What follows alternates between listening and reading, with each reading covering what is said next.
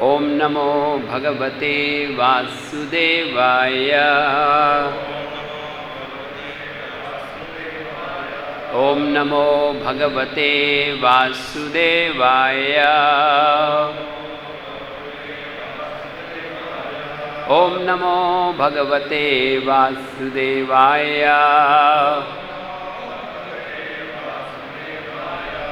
ओम अज्ञानतिमिरन्धस्य ज्ञानाञ्जनशलाकया चक्षुरुन्मीलितं येन तस्मै श्रीगुरवे नमः। श्रीचैतन्यमनोभीष्टं स्थापितं येन भूतले स्वयं रूपा कदा मह्यं ददाति स्वपदान्तिकं। वन्देऽहं श्रीगुरु श्रीयुतः पदकमलं श्रीगुरून् वैष्णवांश्च श्रीरूपां साग्रजातां सहगना रघुनाथान्वितं तं सजीवं साद्वैतं सावधूतं परिजनसहितं कृष्णचैतन्यदेवं श्रीराधा कृष्णपदान् सहगना ललिता श्रीविशाखान्वितंश्च। नमः ओं विष्णुपदाय कृष्णपृष्ठाय भूतले श्रीमते भक्तिवेदांत स्वामिनिति नामिने। नमस्ते सरस्वती देवे गौरवाणी प्रचारिणे निर्विशेष शून्यवादी पाश्चात्यदेशतारिणे।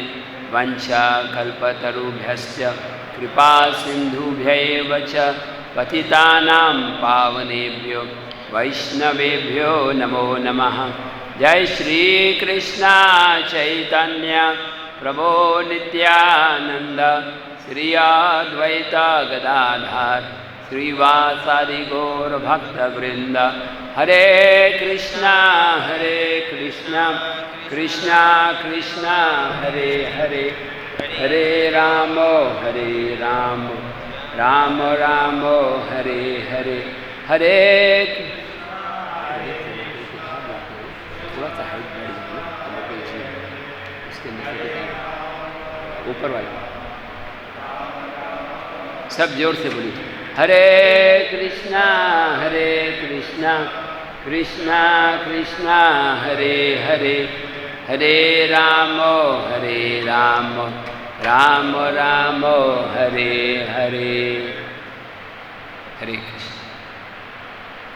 आज रामनवमी का महोत्सव है। वो दिन जब भगवान श्री रामचंद्र इस धरती के ऊपर प्रकट हुए।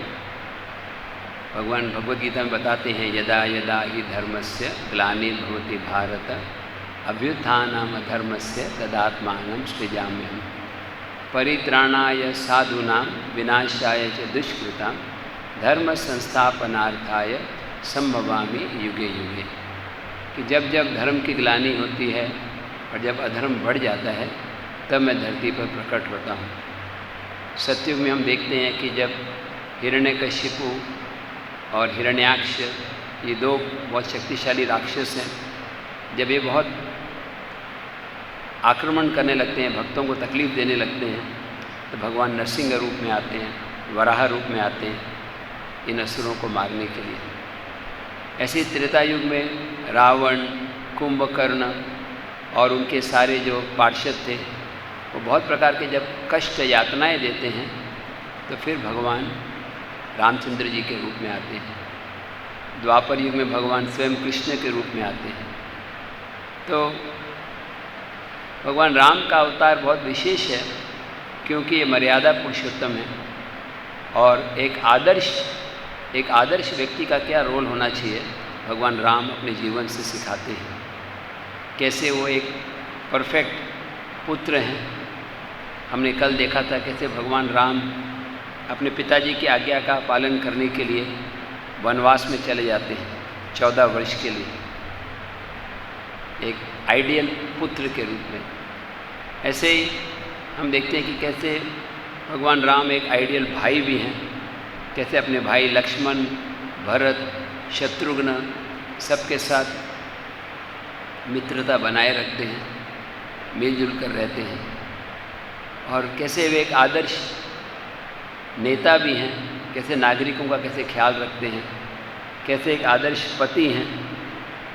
सीता के जब रावण सीता का हरण करता है तब भगवान श्री राम पूरी वानर सेना को लेकर युद्ध करते हैं और अंत में रावण का वध कर देते हैं। ये आज के जो लास्ट दिन है आज हमारी कथा का, इसमें हम ये चर्चा करेंगे युद्ध कांड।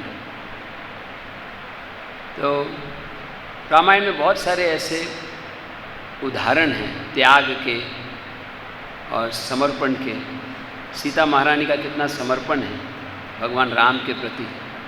जब भगवान राम से विवाह होने के बाद जब उनको वनवास में जाना होता है, सीता महारानी उनके साथ वनवास में जाने को तैयार हो जाती। और वनवास में इतने कष्ट यातनाएं 14 साल तक सहन करते, 11 साल तक। जब रावण सीता का हरण करता है तो अनेक प्रकार से रावण सीता को प्रलोभित करता है, डराता है, धमकाता है, लेकिन फिर भी सीता भगवान राम को चरणों को नहीं भूली। हमारी स्थिति भौतिक जगत में ऐसी ही है जैसे सीता की श्रीलंका में है। हम सब कृष्ण के दास या कृष्ण के दासी हैं, लेकिन जैसे रावण ने सीता का हरण कर लिया, उसको श्रीलंका ले गए, ऐसी माया देवी ने हमारी चेतना को कृष्ण के चरणों से अलग कर दिया। हम इस संसार में हैं कृष्ण को भूल जाने के कारण। कृष्ण भूलिया जीव भोग वांछा करे, पाशतीय माया तारे झपटिया धरी। जब जीव कृष्ण के चरणों को भूल जाता है तो भोग वांछा करता है, एंजॉय करना चाहता है, तब उसको माया पकड़ लेती है और फिर कबू स्वर्ग ले जाए कबू नरक डुबाए। कभी वो माया देवी इसको स्वर्ग ले जाती है, कभी नरक ले जाती है, और इस तरह से जन्म जन्म माया की हम सेवा करते हैं, लेकिन फिर भी हम सुखी नहीं होते।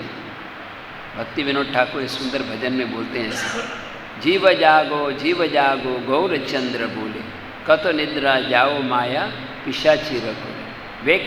वेकअप उठो, माया की गोद में सो रहे हो, उठो। उठने का मतलब है अपने आप को पहचानना कि मैं कृष्ण का दास हूँ। हमारी रियल आइडेंटिटी है जीवेर स्वरूप है कृष्णेर नित्य दास। मैं कृष्ण का नित्य दास हूँ। जब जीव ये भूल जाता है तब वो माया के चंगुल में रहता। तो जैसे सीता का हरण हो गया, हमारी चेतना का हरण हो गया और हमें माया बहुत प्रलोभित कर रही है कि मेरी सेवा करते रहो जन्म जन्मांतर। और अधिकांश जीवात्मा माया के चंगुल में रहते हैं। उसमें से कोई भाग्यवान होता है। ब्रह्मांड भ्रमिते कौन भाग्यवान जीव, गुरु कृष्ण प्रसादे पाए भक्ति लता बीज। ऐसे भ्रमण करते करते 84 लाख योनि में जो भाग्यशाली होता है उसको गुरु और कृष्ण की कृपा से भक्ति का बीज मिलता है। और बीज पे जब अगर आपको बीज को बड़ा पौधा बनाना है तो उसको पानी डालना होता है। तो श्रवण और कीर्तन ये विधि है। श्रवण और कीर्तन की विधि के द्वारा हमारी भक्ति की जो बीज है वो धीरे धीरे अंकुरित होने लगती है और वो इस स्वर्गलोक, जनलोक, तपलोक, महरलोक, ब्रह्मलोक पार करके वो गोलोक वृंदावन तक वो पौधा पहुंच जाता है। और वहाँ पर उसका फल गोलोक वृंदावन में राधा और कृष्ण उसके फल का आस्वादन करते हैं। वो हमारे जीवन का लक्ष्य है। तो हमें बहुत सीता महारानी की तरह लॉयल रहना है कि चाहे रावण मतलब माया देवी कितने भी प्रलोभित करें इंद्रिय तृप्ति के, तो भी हम कृष्ण के चरणों को नहीं त्यागना। इनफैक्ट हम देखते हैं भगवान राम की लीला में या भगवान राम के भक्तों में एक भक्त है मुरारी गुप्ता। मुरारी गुप्ता गौरंग महाप्रभु की लीला में है। वो हनुमान जी हैं। एक्चुअली हनुमान जी के अवतार हैं, लेकिन जब वो गौर लीला में आते हैं तो एक आयुर्वेदिक डॉक्टर होते हैं। इंटरेस्टिंग है कि हनुमान जी नैष्ठिक ब्रह्मचारी हैं और मुरारी गुप्ता एक आदर्श गृहस्थ हैं जो अपने परिवार के साथ रहते हैं। और मुरारी गुप्ता जो है वो भगवान राम के प्रति इतने आसक्त होते हैं कि भगवान राम को नहीं त्यागना चाहते। एक बार तो चैतन्य महाप्रभु परीक्षा लेते हैं, मुरारी आप किसकी भक्ति कर रहे हो? तो मुरारी बताते मैं प्रभु श्री राम की भक्ति कर रहा हूँ। तो वो कहते हैं कि राम बहुत दयालु हैं, लेकिन राम से ज़्यादा दयालु भगवान कृष्ण हैं। आप भगवान कृष्ण की भक्ति करो। कृष्ण के अंदर विशेष गुण हैं जो श्री राम में भी नहीं पाए जाते। तब मुरारी घर में जाते हैं, बहुत प्रयास करते हैं, लेकिन बहुत प्रयास करने के बाद भी वो भगवान राम के चरणों को नहीं भूल सकते। अगले दिन वो लौट कर आते हैं और वो बोलते हैं, रघुनाथे पादे बेचाइयो माथा, काढ़ीते न पारे माथा, पाई बड़ व्यथा। मैंने अपने सिर को, अपने माथे को भगवान राम के चरणों में बेच दिया है, और मैं चाहूँ भी तो भी भगवान राम के चरणों को भूल नहीं सकता। अगर आप कहो कि आत्महत्या करना है तो वो मैं कर सकता हूँ, लेकिन मैं भगवान राम के चरणों को नहीं भूल सकता। तो चैतन्य महाप्रभु बहुत प्रसन्न होते हैं, बोलते हैं, साधु साधु तुम्हारा स्वभाव, तुम्ही राम किंकर हनुमान। ये बहुत अच्छा है कि तुम भगवान रामचंद्र जी के सेवक हो, हनुमान।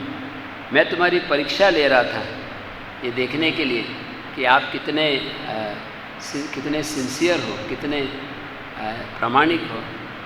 अब भगवान ने बहुत सुंदर श्लोक बोला, धन्य है जो सेवक जो न छाड़े प्रभु र चरण। सेवक बहुत धन्य है जो भगवान के चरणों को नहीं त्यागता, और धन्य है वो प्रभु जो अपने भक्त को भी नहीं त्यागता। दुर्दैव से अगर सेवक कहीं चले भी जाए अन्य स्थान में तो भी स्वामी उसको कभी नहीं त्यागता, तो बाल पकड़कर खींच कर ले आते। इसीलिए हम लोग शिखा रखते हैं, शिखा से गुरु हमको वापस खींच सकते हैं। तो हमें हमेशा गुरु और वैष्णव की शरण में रहना चाहिए, उनके गाइडेंस में भक्ति करनी चाहिए। उससे आध्यात्मिक प्रगति करना आसान होता है और सुरक्षित मार्ग होता है। बी डिटरमिन्ड, दृढ़ निश्चय के साथ भक्ति करनी कि भगवान के चरणों को कभी नहीं त्याग करते। ऐसे ही और एक भक्त होते हैं चैतन्य महाप्रभु की लीला में, जो राम से आसक्त होते हैं। किसी को मालूम है कौन है वो भक्त? यस, हाँ, क्या नाम है? अनुपम। अनुपम का दूसरा नाम था श्री वल्लभ। ये रूप गोस्वामी और सनातन गोस्वामी के छोटे भाई थे, अनुपम। तो अनुपम वो भगवान राम की भक्ति करते थे। तो एक दिन उनके भाई ने उनसे कहा, रूप और सनातन ने, कि आप राम की भक्ति कर रहे हैं, बहुत अच्छा है, लेकिन भगवान कृष्ण के अंदर और भी विशेष गुण हैं जो राम में नहीं पाए जाते। जैसे हम बोलते हैं ना, फ़ोन में नया मॉडल है i12, अभी i13 आने वाला है, उसमें कुछ फीचर्स हैं जो पुराने में नहीं है। रेडमी नोट 9 प्रो ज़्यादा अच्छा फ़ोन है, आपका 10 वाला आ गया अभी। तो भगवान कृष्ण में कोई फीचर्स हैं जो राम में नहीं पाए जाते। तो अनुपम घर में जाते हैं और बहुत प्रयास करते हैं, लेकिन वो भगवान राम के चरणों को नहीं भूल पाते। रोते हुए आते हैं, बोलते हैं, आप मेरे बड़े भाई हो, मैं आपकी आज्ञा को उल्लंघन नहीं करना चाहता, लेकिन मैं क्या करूं? मैं आत्महत्या कर सकता हूं, लेकिन किसी भी तरीके से मैं आपके चरणों को त्याग नहीं सकता। भगवान बहुत प्रसन्न, रूप सनातन बहुत प्रसन्न होते हैं उनसे, क्योंकि आज रामनवमी का दिन है। जैसे हमने सिक्वेंशली कल शाम तक हमने चर्चा की थी कि कैसे भगवान राम सीता की खोज में निकलते हैं। आज सवेरे के लेक्चर में हमने ये भी चर्चा की थी कि कैसे हनुमान जी समुद्र पार करके जाते हैं। और उसके बाद आज हम अभी वो चर्चा करने वाले हैं, युद्ध कांड, कैसे युद्ध कांड होता है और अंत में कैसे रावण का वध होता है। आज ही रावण का वध कर देना अच्छा है, नहीं तो रात को परेशानी हो सकती है। तो लेकिन मैं रामायण के अंतिम भाग चर्चा करने से पहले थोड़ा चैतन्य महाप्रभु की लीला में जो भगवान राम के भक्त हैं उनकी चर्चा करना चाहता हूँ। मुरारी गुप्ता, चैतन्य महाप्रभु बोलते हैं मुरारी गुप्ता के बारे में, इनका नाम मुरारी गुप्ता क्यों है? पता है क्या बोलते हैं चैतन्य महाप्रभु, क्या कारण बताते हैं? किसी को मालूम है? हमारे जूम ग्रुप में या हमारे साक्षात ग्रुप में क्या नाम? हाँ, उनका नाम है मुरारी गुप्ता, क्योंकि उनके हृदय में भगवान का नाम है मुरारी, मूर राक्षस को मारने वाले मुरारी। जिनके हृदय में मुरारी गुप्त रूप से रहते हैं, इसलिए उनका नाम हो जाता है मुरारी गुप्ता। मुरारी गुप्ता आयुर्वेदिक डॉक्टर थे और एक बार अपने घर में भगवान को भोग लगा रहे थे। मैंने अपने पत्नी को बोला कि आप गरम गरम चावल बनाओ, तो गरम गरम चावल बनाए। बोले इसके ऊपर थोड़ा घी डालो, थोड़ा घी डाला, वो चावल और घी मिक्स करके वो अर्पण करने लगे भगवान को। कृष्णा खाओ, कृष्णा खाओ, हवा में ऑफरिंग करे, कोई ऑल्टर नहीं था। तो उनकी पत्नी को हिम्मत नहीं पूछने के लिए कि कहाँ पे कृष्ण की फोटो नहीं है, मूर्ति नहीं है, और ऑफरिंग कर रहे हैं। और अगले दिन मुरारी गुप्ता के क्लिनिक में दरवाज़ा खटखटाया। पहले पेशेंट, सबसे पहले पेशेंट कौन थे? यस, सीधा कहूँ, कीप योर आइज ओपन। कौन थे पहले पेशेंट? गौरांगा, भगवान गौरांगा महाप्रभु फर्स्ट पेशेंट। और मुरारी गुप्ता समझ गए ये मेरे घर में नहीं आए हैं, क्लिनिक में आए हैं। कोई क्लिनिक में आता है तो घूमने के लिए नहीं आता, मिलने के लिए। तो उन्होंने पूछा कौन व्याधि हैला, आपको क्या बीमारी हुई? तो मुरारी गुप्ता महाप्रभु बोले मेरे को इनडाइजेशन हो गया, अपच। अपच बीमारी बहुत कॉमन है, स्पेशली इस्कॉन के भक्तों को बहुत हो जाता है, क्योंकि मटर पनीर खाते हैं, पकोड़ा और पिज़्ज़ा, तो बीमारी ज़्यादा हो जाती है पेट में। तो उन्होंने पूछा आपको क्या बीमारी हुई? अपच हुई। तो अपच होने पे डॉक्टर पहला प्रश्न क्या पूछेंगे डॉक्टर? हाँ, कल रात को क्या खाया था आपने? जैसे आज रामनवमी में यहाँ भक्तों ने, कईयों ने एकादशी प्रसाद खाया और कईयों ने पनीर और पूरी है ना खाया। तो जनरली आप पूरी और पनीर खाओगे तो पेट में तकलीफ होता है। मैंने पूछा आपने रात को क्या खाया था? तो भगवान बोले क्या खाया था? आप पूछ रहे हो क्या खाया था? आप ही तो जो मुझे चावल और घी अर्पण कर रहे थे, आपके भोजन से मुझे अपच हो गया है, और अब आपका ही पानी पीकर मेरी बीमारी दूर होगी। ऐसे कहकर वो पानी पीने लगे और इस तरह वो दिखा रहे थे कि मेरे भक्त मेरे को कितने प्रिय हैं। एक बार मुरारी गुप्ता ने चैतन्य महाप्रभु और नित्यानंद प्रभु को दोनों को साथ में देखा, गौर निताई को। अभी गौर और निताई दोनों साथ में खड़े हैं, तो आप पहला प्रणाम किसको करोगे? गौरंग महाप्रभु को या नित्यानंद प्रभु? नित्यानंद। आप गौरंग महाप्रभु। देखो यहाँ पे मतभेद हो गया। तो उन्होंने पहला प्रणाम किया चैतन्य महाप्रभु को और फिर किया नित्यानंद प्रभु को। तो चैतन्य महाप्रभु थोड़े अपसेट हो गए, बोले मुरारी ये क्या किया तुमने?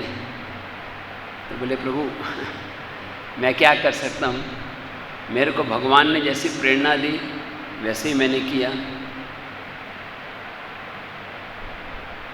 महाप्रभु बोले मुरारी मैं आपको एक सबक सिखाऊंगा, मैं आपको एक लेसन सिखाऊंगा।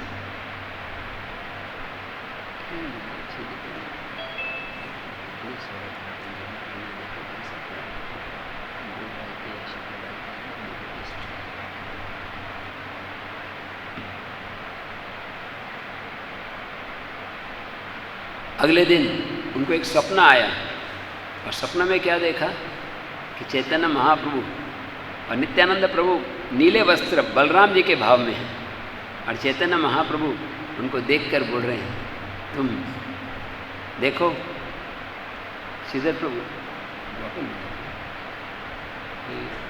प्लास्टिक की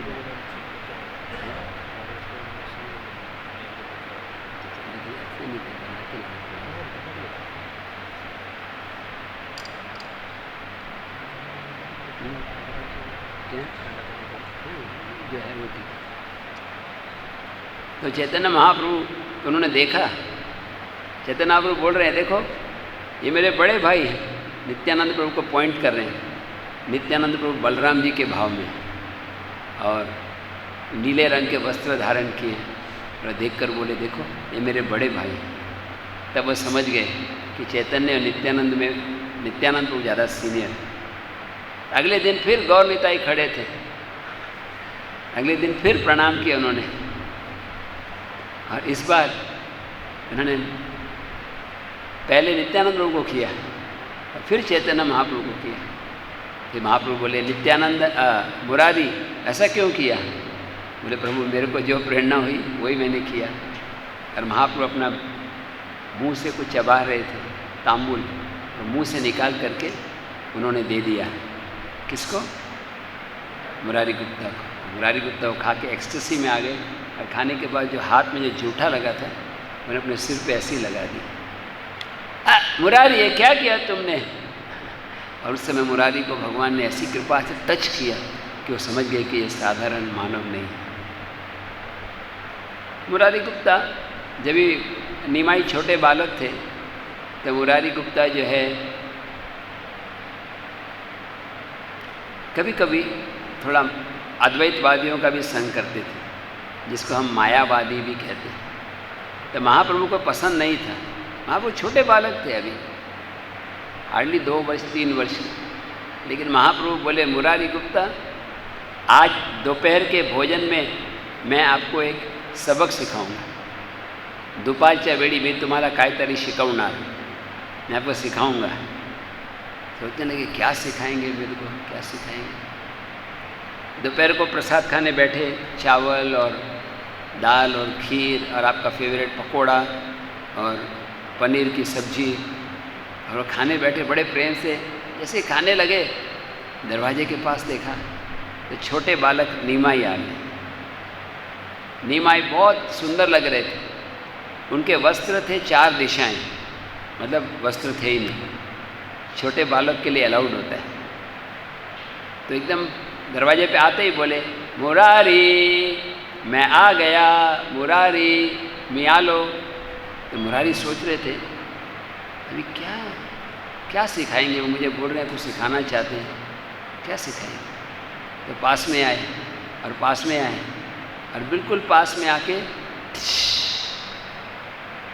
मुरारी गुप्ता के प्लेट में पेशाब कर दिया। हरे कृष्ण। अभी आप सोचिए, आप रामनवमी फीस्ट खा रहे हैं और बहुत खराब लगी। फिर भगवान हंस के बोले, मुरारी देखो ये इतना सुंदर प्रसाद है, लेकिन अगर इसके बीच में ये मिक्स कर दिया जाए, ये मतलब वो, आपको अच्छा नहीं लगेगा। ऐसे ही जो वैष्णव की जो फिलॉसफी है उसके अंदर अगर आप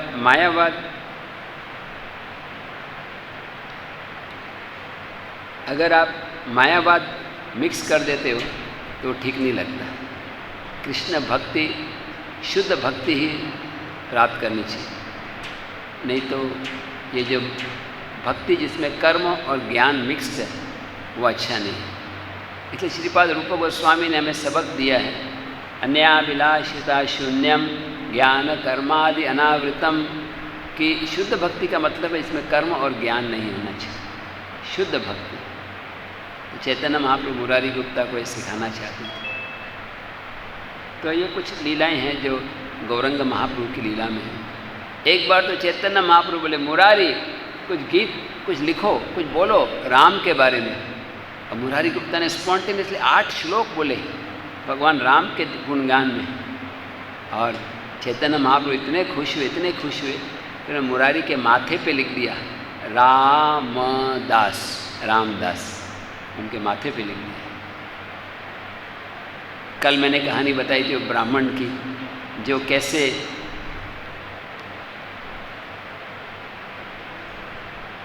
बहुत दुखी थे क्योंकि रावण ने सीता का हरण किया, और कैसे चैतन्य महाप्रभु उसको खुश करने के लिए रामेश्वरम जाते हैं और कूर्म पुराण का कॉपी लेकर आते हैं सांत्वना देने के लिए।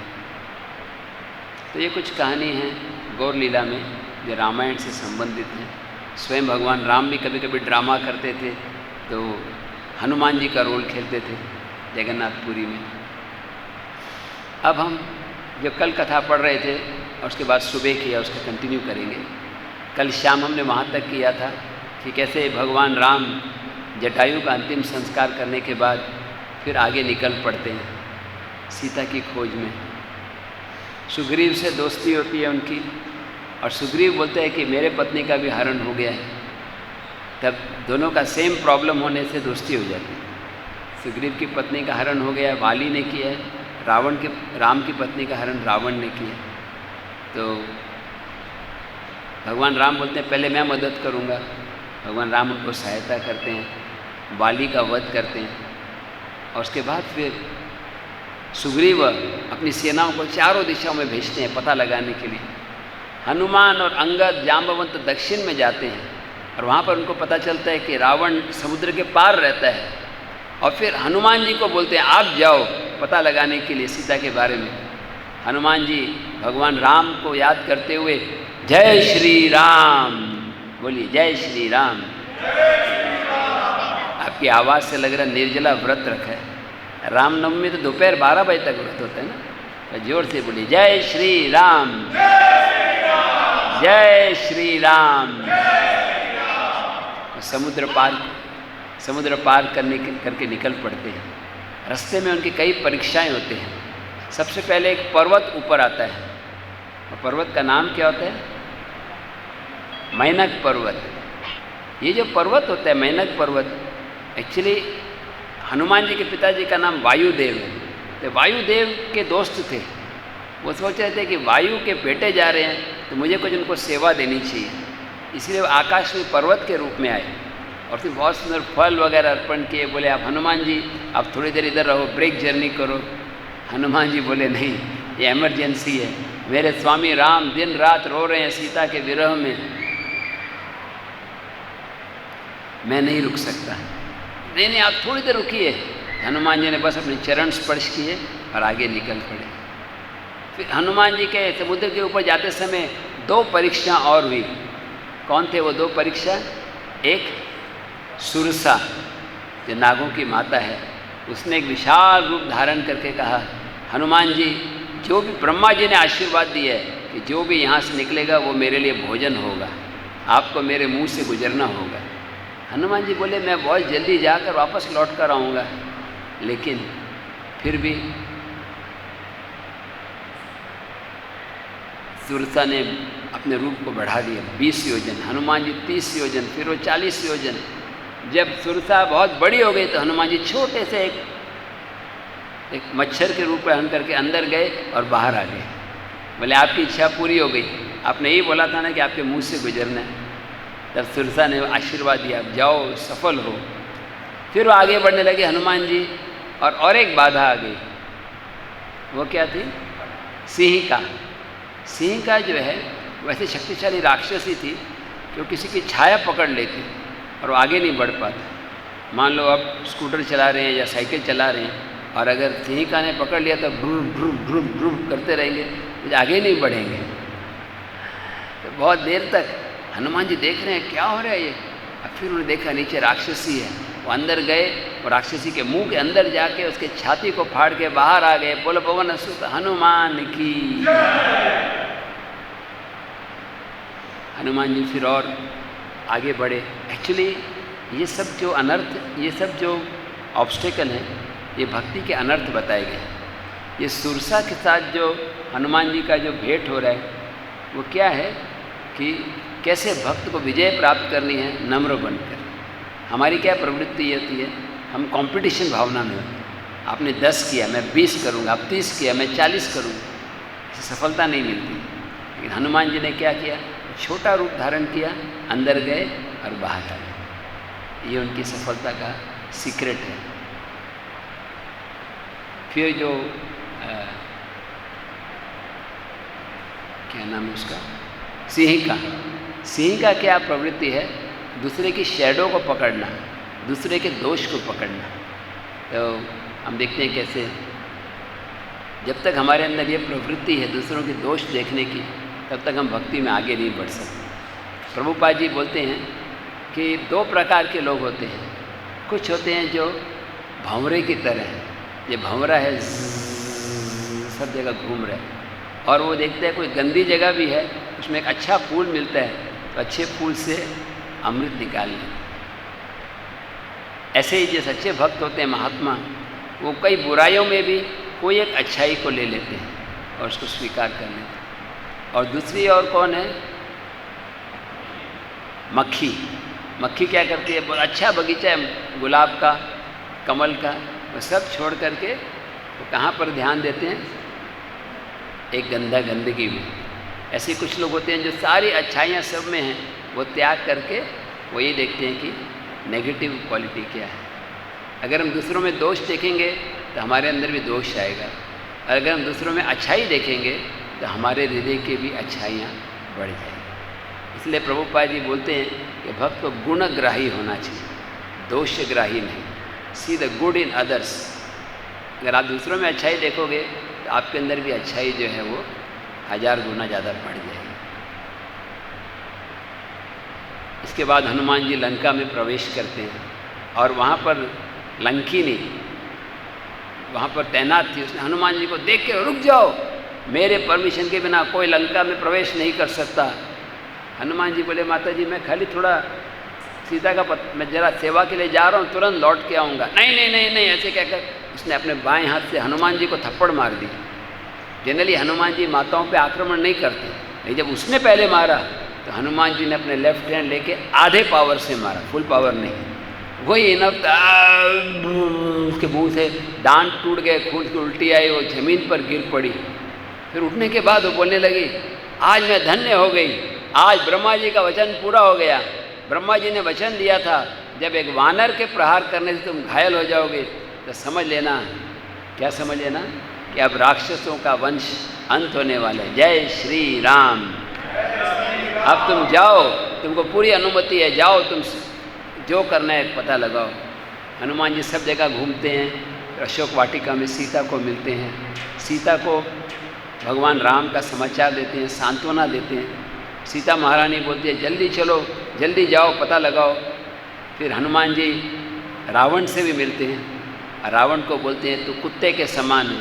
जैसे घर का मालिक नहीं होने पे कुत्ता भोजन चुरा लेता है, ऐसे ही जब स्वामी राम, मेरे प्रभु श्री राम नहीं थे, तभी तुमने मेरा हरण किया है, तुम रुक जाओ, भगवान राम आएंगे और तुम्हारा अंत कर देंगे। तो हनुमान जी के ऐसे बोलने पर रावण गुस्से में आके बोलता है, इनको मृत्यु दंड दे दिया जाए।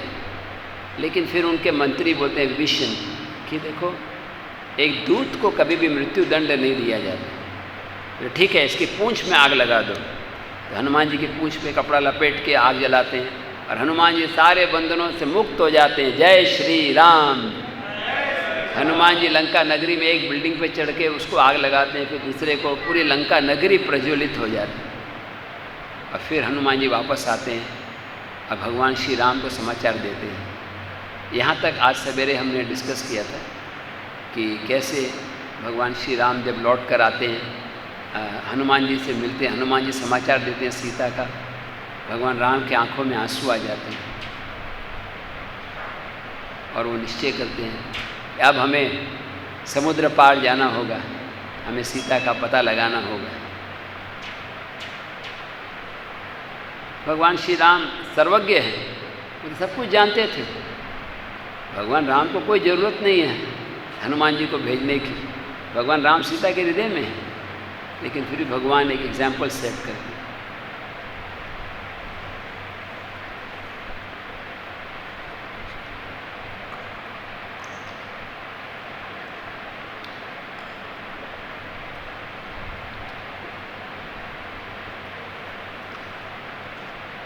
भगवान राम अपने उदाहरण से हमें दिखाते हैं कि वो अपने भक्तों को क्रेडिट देना चाहते थे। भगवान राम सब कुछ जानते थे, उनको हनुमान जी को भेजने की ज़रूरत नहीं थी। ये भगवान चाहते थे कि आने वाले सब पीढ़ियों में लोग हनुमान जी का गुणगान करें। पवन सुत हनुमान, जय जय जय हनुमान गोसाई, क्या हो, जय जय कृपा करो गुरुदेव के नाई। इनफैक्ट रामनवमी मतलब हमें हनुमान जी का भी गुणगान करना चाहिए, क्योंकि भगवान और भगवान के भक्त एक साथ हैं। हम देखते हैं कितना हनुमान जी की आस्था थी। उनने एक बार देखा कि सीता महारानी, ये मैं थोड़ी बात की कहानी बता रहा हूँ, राज्याभिषेक के बाद जब सीता महारानी अपने मांग में थोड़ा सिंदूर डाल रहे हैं, बोले क्यों करते हैं आप? बोले राम को अच्छा लगता है। अच्छा, राम को अच्छा लगता है तो पूरा बकेट डाल देते हैं। हम देखते हैं, आप अगर कोई भी मंदिर में जाओगे, हनुमान जी के ऊपर बहुत सारा रंग डाला गया होता है, सेम। तो हनुमान जी एक परफेक्ट उदाहरण है एक भक्त के, जिनके हृदय में एक ही इच्छा है। और क्या इच्छा है? कि मेरे स्वामी की प्रसन्नता के लिए मैं क्या कर सकता हूँ, मैं कैसे अपने स्वामी को प्रसन्न कर सकता हूँ। दास्य भाव, दास्य रस, है ना। और वो उसी में संतुष्ट हैं। भगवान के साथ भक्त का जो संबंध होता है वो 5 रसों में है, और जिस रस में जो भक्त है वो उसी में संतुष्ट है। अभी हम इसके आगे का भाग जो सवेरे हमने चर्चा किया था कि कैसे अब भगवान श्री राम और सारे वानर मिलकर आपस में योजना बना रहे हैं कि कैसे अब युद्ध किया जाए। तो ये हम भाग अभी चर्चा करेंगे, और फिर हो सकता है कि रावण का वध आज ही हो जाए तो अच्छा है, क्योंकि यहाँ पर वृंदावन टेम्पल में कथा का आज आखिरी दिन है। तो हम कोशिश करेंगे रावण को मारने का मतलब पढ़ने का और ऐसी कथा सुनने से हमारे हृदय के भी रावण का अंत हो जाए।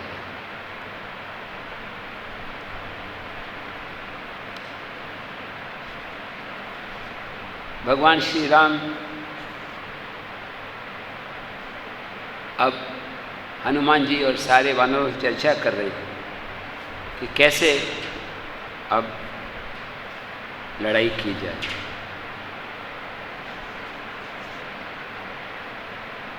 भगवान श्री राम ने सुग्रीव को बुलाया, और सुग्रीव हनुमान कहने लगे कि प्रभु अगर आप आज्ञा दो तो हम 4-5 बंदर मिलकर आक्रमण करें और हम सबको वध कर सकते हैं। पूरी सेना ले जाने की ज़रूरत नहीं है, हमारे अंदर हम ही अंत कर सकते हैं। भगवान बोलते हैं नहीं, मेरे को खुद जाना है, मैंने वचन लिया है मैं सीता की रक्षा करूँगा, तो मैं स्वयं जाऊँगा। और भगवान राम बोले सुग्रीव अभी मुहूर्त बहुत अच्छा है, इस मुहूर्त को बोलते हैं अभिजित मुहूर्त। इस समय युद्ध शुरू करना बहुत मंगलकारी है, और मेरी बाईं जो पंखुड़ी है वो फड़क रही है, मेरी बाईं पंखुड़ी फड़क रही है, ये मतलब अच्छा लक्षण है। हमें अभी तुरंत आक्रमण करना चाहिए लंका के ऊपर।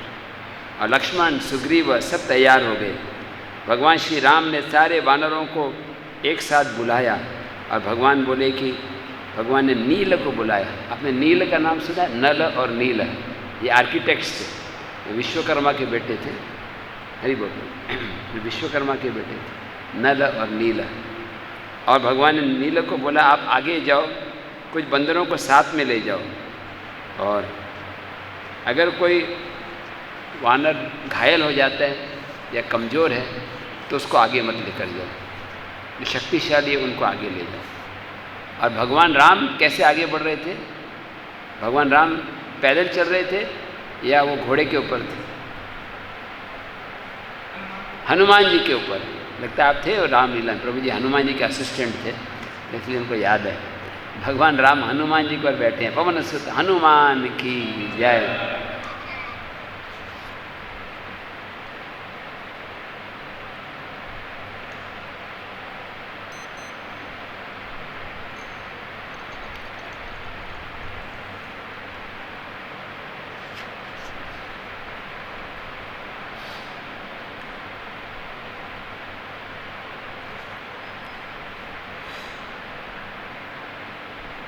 चलते चलते भगवान श्री राम सारी वानर सेना के साथ समुद्र के किनारे पहुँचे। रामेश्वर में वो जगह है जहाँ पर ये लीला हुई।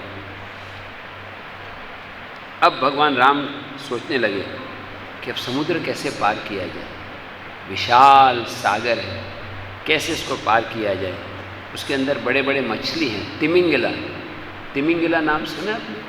तिमिंगिला मछली इतनी शक्तिशाली होती है कि वो वेल को भी खा जाती है, और वेल जो है हाथी को खा जाती है।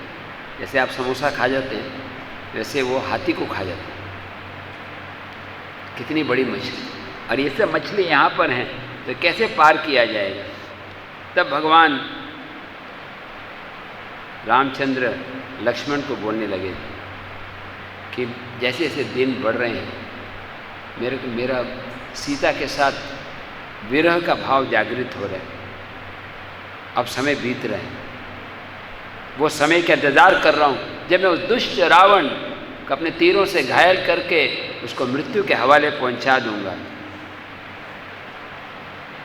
उस समय रावण ने अपनी सेना की मीटिंग बुलाई और सब उनको समाचार मिला कि लंका के अंदर अब लड़ाई शुरू होने वाली है। बड़े बड़े राक्षस जो हैं वो मारे गए हैं।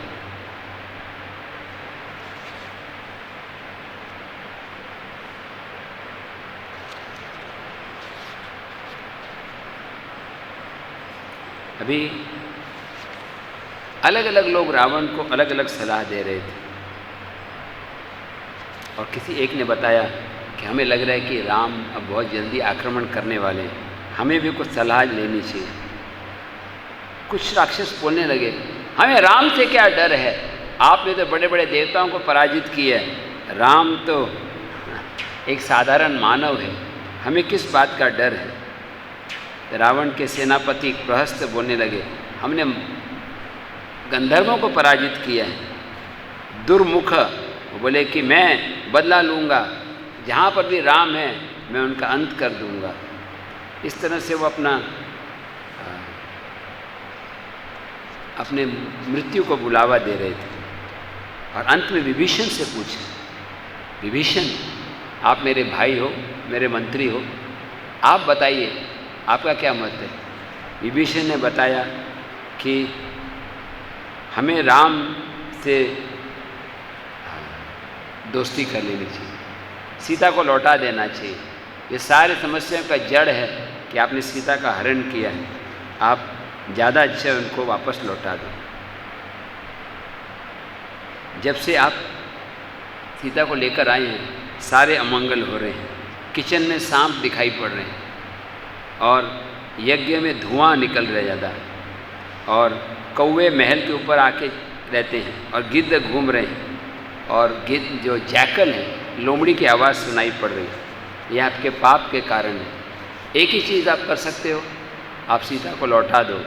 मैं ईमानदारी से बोल रहा हूँ, ये सब मंत्री हैं आपको मस्का लगा रहे हैं, आपको मीठा मीठा वचन बोलने का प्रयास कर रहे हैं, क्योंकि उनको डर लग रहा है कि सत्य बोलेंगे तो आप नाराज़ हो जाएंगे। तो रावण ने सुन के बहुत गुस्सा हुआ, बोला विभीषण मुझे राम का कोई डर नहीं है, मैं कभी सीता को नहीं लौटाऊंगा, तुम अपना काम देखो, माइंड योर बिजनेस, मेरे को सलाह मत दो। इस तरह से रावण के बोलते हैं विनाश काले विपरीत बुद्धि।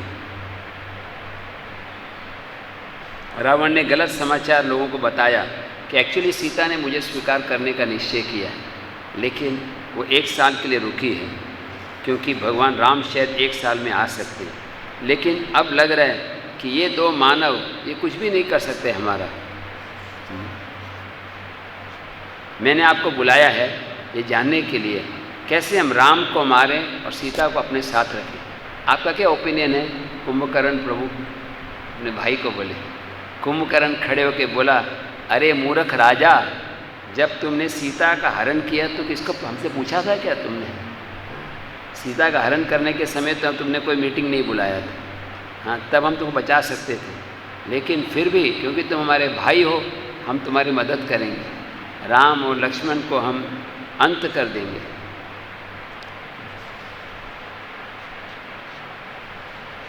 इस तरह से अलग अलग लोग उनको सलाह देते हैं और अंत में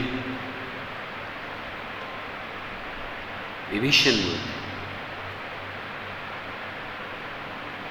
राम साधारण मानव नहीं है, राम स्वयं भगवान है, उनकी अचिंत्य शक्ति है, वह स्वयं भगवान विष्णु हैं। प्रहस्त अगर तुम रावण के सच्चे सेवक हो तो रावण को यही सिखाओ कि सीता को लौटा दे। तुम उसको लड़ाई करने के लिए बोल के उनके प्रति अपराध कर रहे हो। तब फिर विष्णु ने रावण को देखा, बोले रावण मैं तुम्हारे कल्याण के लिए बोल रहा हूँ, सीता को लौटा दो। जो अच्छा मंत्री होता है वो अपने राजा की शक्ति और शत्रु की शक्ति दोनों को नाप के फिर सलाह देता है। तब इंद्रजीत खड़ा हो गया, जो रावण का कुपुत्र था, सुपुत्र नहीं। और इंद्रजीत खड़े होकर बोला, विभीषण तुम कायर हो, तुम नपुंसक हो, इस बहादुरों की सभा में तुम्हारी सलाह के लिए कोई जगह नहीं है। आप जानते नहीं, मेरा नाम है इंद्रजीत, मैंने इंद्र को पराजित किया, और यही नहीं, इंद्र को और उसके हाथी को जमीन पर घसीट लिया। मेरे लिए राम और लक्ष्मण को मारना बहुत आसान बात है। तब विभीषण खड़े बोले, इंद्रजीत शट अप, बकवास बंद करो, तू एक छोटा बच्चा है, बकवास कर रहा है, तुम्हारी बुद्धि अभी विकसित नहीं हुई है, तुमको पता नहीं है क्या करना चाहिए क्या नहीं करना चाहिए। तुम रावण के बेटे नहीं हो, तुम रावण के शत्रु हो, तुम मूर्ख हो, तुम्हारी बुद्धि काम नहीं कर रही, तुम संस्कृत नहीं हो, तुम क्रूर हो। सीता देवी को लौटा देना चाहिए और बहुत सारे गिफ्ट देने चाहिए, इससे राक्षस सब सुखी से रह सके। तब रावण भी बहुत गुस्सा हो गया, और रावण ने कहा अपने भाई विभीषण को, ज़्यादा अच्छा है कि शत्रु के साथ रहना या जहरीले सांप के साथ रहना अच्छा है, बजाय इसके कि कोई व्यक्ति के साथ रहना जो दिखने में मित्र हो और अंदर से द्रोही हो, राजद्रोही। अगर वो स्पेशली भाई हो, आज लगता है यही हो रहा है कि हमारे रिश्तेदार ही हमारे शत्रु हो गए हैं। गायों से दूध मिलता है, ब्राह्मणों में तपस्या देखी जाती है, स्त्रियों में चंचलता देखी जाती है, और रिश्तेदारों से सारे खतरे ही मिलते हैं। इसलिए विभीषण तुम ईर्ष्यालु हो, तुम ये सहन नहीं कर पा रहे कि लोग मेरे को आदर कर रहे हैं। अगर और कोई ऐसा बोलता ना मुझे, जो भाई नहीं होता, मैं उसको मार डालता था, लेकिन तुम मेरे भाई हो, लेकिन तुम कलंक हो, तो हमारे परिवार पे खराब नाम हो। विभीषण भी फिर बोले, ठीक है मैं जा रहा हूँ। मैंने अपनी गदा हाथ में ली और 4 लोगों के साथ ऐसे ऊपर उड़ने लग गए। राक्षसों के पास शक्ति थी, हवा में उड़ सकते थे। उनको यहाँ से दिल्ली एयरपोर्ट जाओ, सिक्योरिटी चेकअप कराओ, कोरोना टेस्ट कराओ, ये सब नहीं करना पड़ता, बस सीधा ही उड़ के पहुँच जाते थे। मैं अब जा रहा हूँ, तुम मेरे बड़े भाई हो, लेकिन मैं तुम्हारे शब्द को नहीं स्वीकार कर सकता। तुमको ऐसे लोग बहुत मिलेंगे, तुमको मीठा मीठा बोलेंगे। दूसरी ओर जो व्यक्ति सत्य बोलने वाला है वो बहुत कम होगा। मैंने तुमको सलाह दी सीता को वापस कर दो, तुम नहीं स्वीकार कर रहे, अब मैं तुम्हारे साथ नहीं रहूँगा।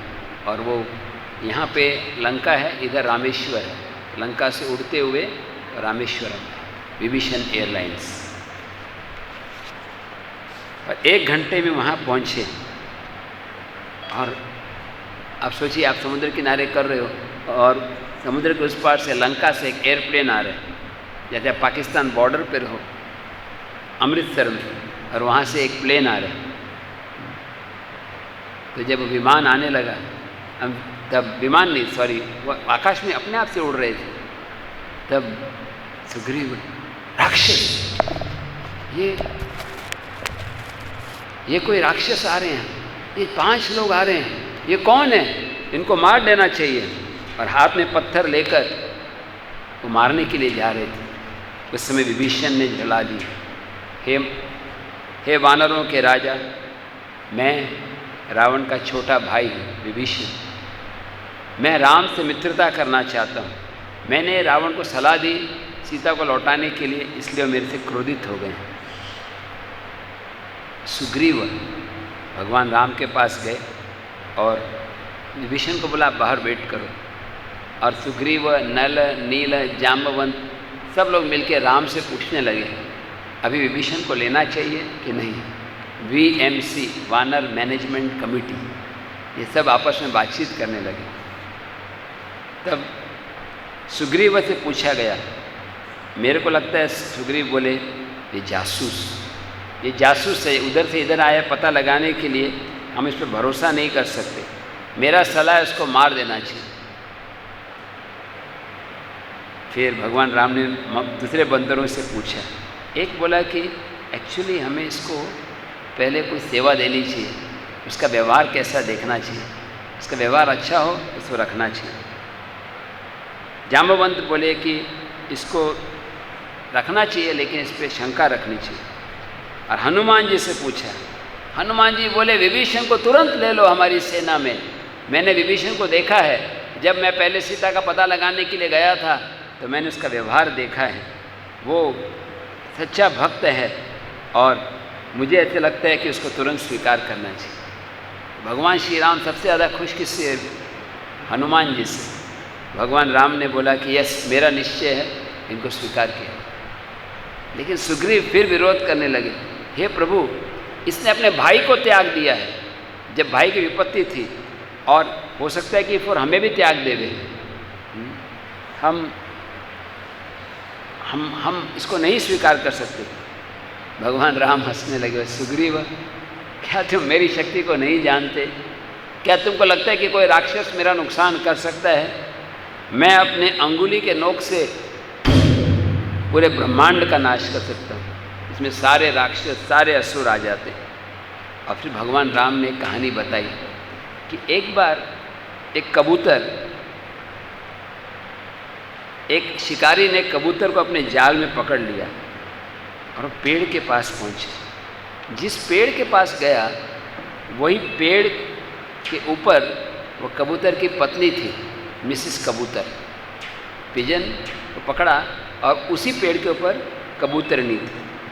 और जब अभी कबूतरनी क्या देख रही है कि ये मेरे पति को ले जा रहे हैं, लेकिन वो क्या सोचने लगी कि ये हमारे घर में आए हैं, ये हमारे अतिथि हैं, हमारे गेस्ट हैं, तो मुझे इसको भोजन देना चाहिए। और घर में कुछ भी नहीं था। तो कबूतर की जो पत्नी थी, उसने अपने शरीर के मांस को काटना शुरू किया, अतिथि मान के। तो भगवान बोल रहे हैं, सुग्रीव देखो, अगर कबूतर ऐसे कर सकता है तो हमें भी, जो भी कोई हमारी शरण में आए, मैं उसको कभी नहीं त्याग सकता। शास्त्रों में कहा गया है कि अगर शत्रु भी आ जाए, हाथ जोड़ के माफ़ी मांगे, उसको तुरंत स्वीकार कर लेना चाहिए। तब भगवान ने वचन बोला, सकृदेव प्रपन्नो तवास्मिति याचते अभयम ददामि एतद् व्रतम मम। कोई अगर एक बार भी बोलता है, आप सब आज रामनवमी के दिन जोर से बोलिए, हे राम, या हे कृष्ण, हे गौरांगा, मैं आपकी शरण में हूँ, मैं आपको समर्पण कर रहा हूँ। जब एक बार भी कोई ऐसा बोल देता है, भगवान राम बोलते हैं, मैं इसको कभी नहीं त्याग सकता। विभीषण को छोड़ दो, अगर रावण, जिसने सीता का हरण किया है, अगर रावण भी मेरी शरण में आ जाए तो मैं कभी नहीं त्याग सकता। तब सुग्रीव बहुत खुश हो गए, बोले प्रभु आप बोल रहे वो सही है, विभीषण को तुरंत आश्रम में ले लो, उसको हमारे साथ फुल टाइम इस्कॉन में, इस्कॉन रामेश्वरम में ज्वाइन करा। अब फिर विभीषण भगवान राम से मिले और बताया कि मेरा नाम विभीषण है, मेरे भाई रावण को मैंने समझाने का प्रयास किया लेकिन वो नहीं सुन रहे। आज मैंने अपने परिवार, अपनी प्रॉपर्टी, अपना घर सब त्याग दिया है आपकी सेवा करने के। हम देखते हैं प्रहलाद महाराज, उन्होंने अपने पिताजी को त्याग दिया भगवान नरसिंह देव के, मतलब पिताजी का आदर करते थे लेकिन पिताजी की आज्ञा पालन नहीं की। तो शास्त्र में बताया कि अगर कोई परिवार का सदस्य भी है, अगर वो हमें कृष्ण भक्ति से रोक रहा है, अगर वो बाधा बन रहा है, तो ऐसे संबंध को त्याग देना चाहिए। हमारा रियल संबंध राधा श्याम सुंदर भगवान के साथ, और कोई भी चीज़ या व्यक्ति उस सेवा में बाधा आता है तो उस संबंध को त्याग देना ही अच्छा है। अब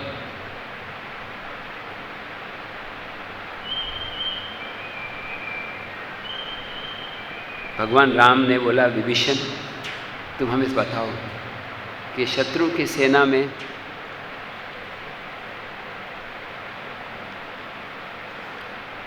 कौन है, किसकी क्या क्या शक्ति है,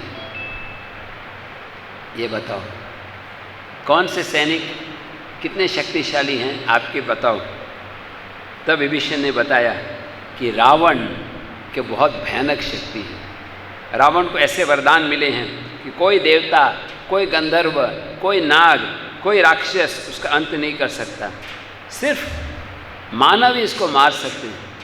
लेकिन रावण ने जब वरदान मांगा तो सारे वरदान मांगे लेकिन मानव नहीं बोला। उसने बोला देवता नहीं मुझे पराजित करें, राक्षस नहीं, लेकिन मनुष्य और बंदर नहीं मांगा। क्यों? उसको लगा ये लोग तो कुछ कर ही नहीं सकते मेरे को।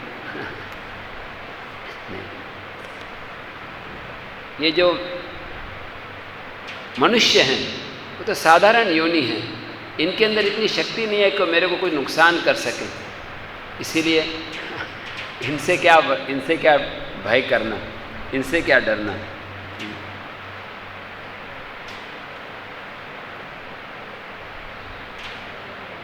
अब विभीषण सबकी शक्तियाँ बता रहा था और भगवान राम ने पूछा कि विभीषण मुझे और बताओ। तब उन्होंने बताया कुंभकर्ण ये पर्वत के समान शक्तिशाली है और सबसे ज़्यादा शक्तिशाली है इंद्रजीत जो रावण का बेटा है। भगवान राम को इस तरह से सांत्वना देने लगे और उन्हें वचन दिया कि विभीषण मैं इन सब राक्षसों का अंत करके तुमको राजा बनाऊंगा। और विभीषण ने वचन दिया कि मैं अपनी पूरी शक्ति के साथ आपकी तरफ से लड़ूंगा। इस तरह से भगवान राम ने बोला अभी ले आओ, मैं अभी विभीषण को राज तिलक लगा देता हूँ। समुद्र के किनारे एक मंदिर है एक्चुअली साउथ इंडिया में, जहाँ पर भगवान ने विभीषण को पहले ही तिलक दे दिया, लड़ाई होने से पहले ही ये घोषणा कर दी कि हम विजयी होंगे और विभीषण लंका का राजा बनेगा।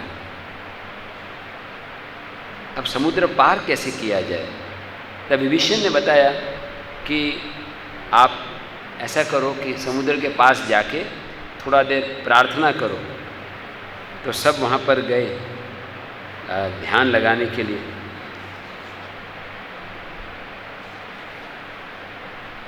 और 2-3 दिन बीत गए, लेकिन समुद्र देवता ने कुछ मदद नहीं दिखाई। तब भगवान राम बहुत क्रोधित हो गए और बोले लक्ष्मण मैंने देख लिया है, जो बदमाश लोग होते हैं उनके सामने नम्र बनने से कोई फायदा नहीं है। ऐसे दुष्ट व्यक्तियों को सज़ा दी जानी चाहिए। मेरे नम्रता के कारण, मेरे सहनशीलता के कारण ये समुद्र देव क्या समझता है मुझे? क्या मैं शक्तिहीन हूँ? वो मेरे सामने उपस्थित नहीं हो रहा। हे लक्ष्मण मेरा धनुष्य ले आओ, मैं आज समुद्र देवता को सबक सिखाऊंगा। आज मैं सारे समुद्र का पानी सुखा दूंगा, जिससे सारे बंदर चलते हुए समुद्र पार कर लेंगे। और भगवान राम ने अपना धनुष्य लिया, फिर प्रत्यंचा चढ़ाई और पूरी धरती एकदम कांपने लग गई। सब भगवान राम ने ऐसा तीर मारा कि पूरा सागर गर्म हो गया, उबलने लगा और सारे प्राणी थर-थर कांपने लगे। फिर भगवान ने ब्रह्मास्त्र का मंत्र बोला और लक्ष्मण ने रोक दिया, बोले प्रभु आप इतना क्रोध मत दिखाइए, एक और तरीका भी हो सकता है हमें पार करने का, आप ब्रह्मास्त्र का उपयोग मत करिए। सारे ब्रह्म ऋषि, आकाश में देवता सब घबरा गए और सब भगवान राम से निवेदन करने लगे। भगवान राम ने फिर भी ब्रह्मास्त्र को हाथ में लिया, बोले आज मैं समुद्र का सारा पानी सुखा दूंगा। हे समुद्र देव तुम बहुत अभिमानी हो, मैं अभिमान को कभी सहन नहीं कर सकता।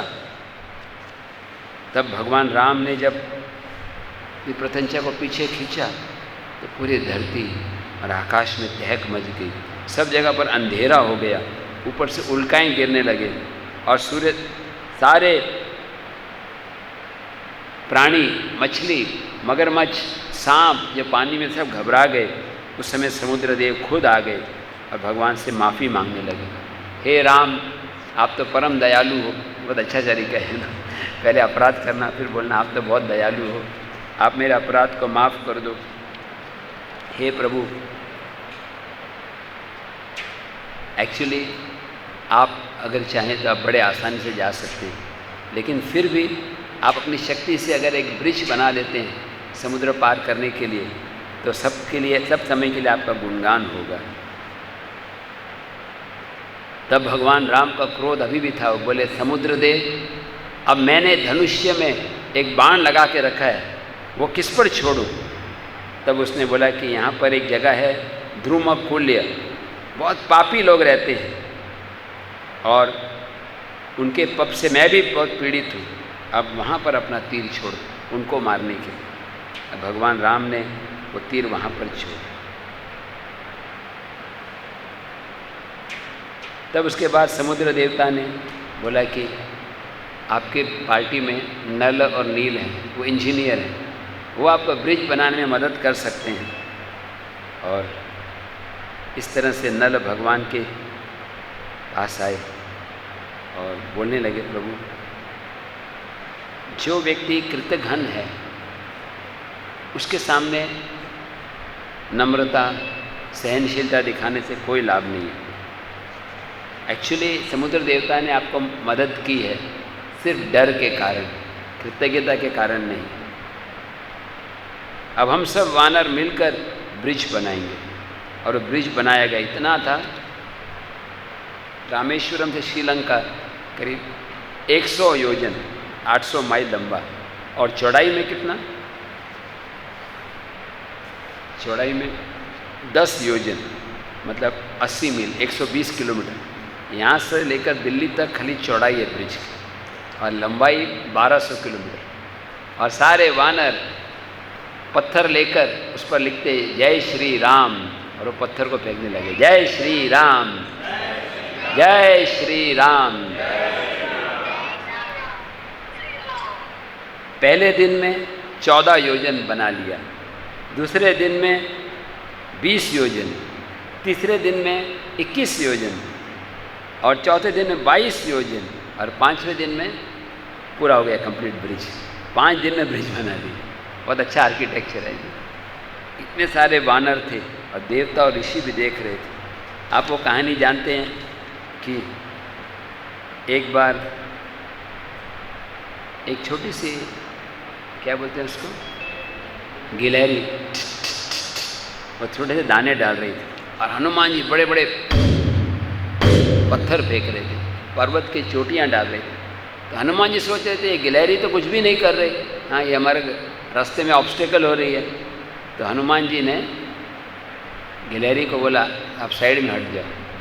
जब भगवान राम ने सुना तो भगवान राम ने हनुमान जी को बोला कि जितना आपकी सेवा मुझे प्रिय है उतना एक गिलहरी की भी प्रिय है, क्योंकि आप दोनों अपनी जो योग्यता है जो मैंने आपको दी है उसके अनुसार सेवा करें। तो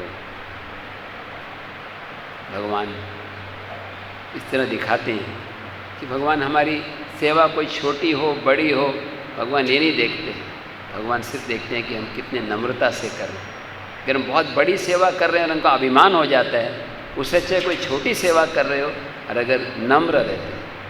चैतन्य महाप्रभु ने सिद्धांत बताया है, तृणादपि सुनीचेन तरोरपि सहिष्णु न अमानी न मानदे न कीर्तनीय सदा हरि।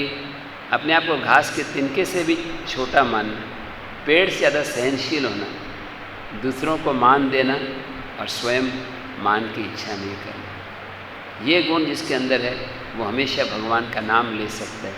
हरे कृष्णा कृष्णा कृष्णा हरे हरे, हरे राम राम राम हरे हरे।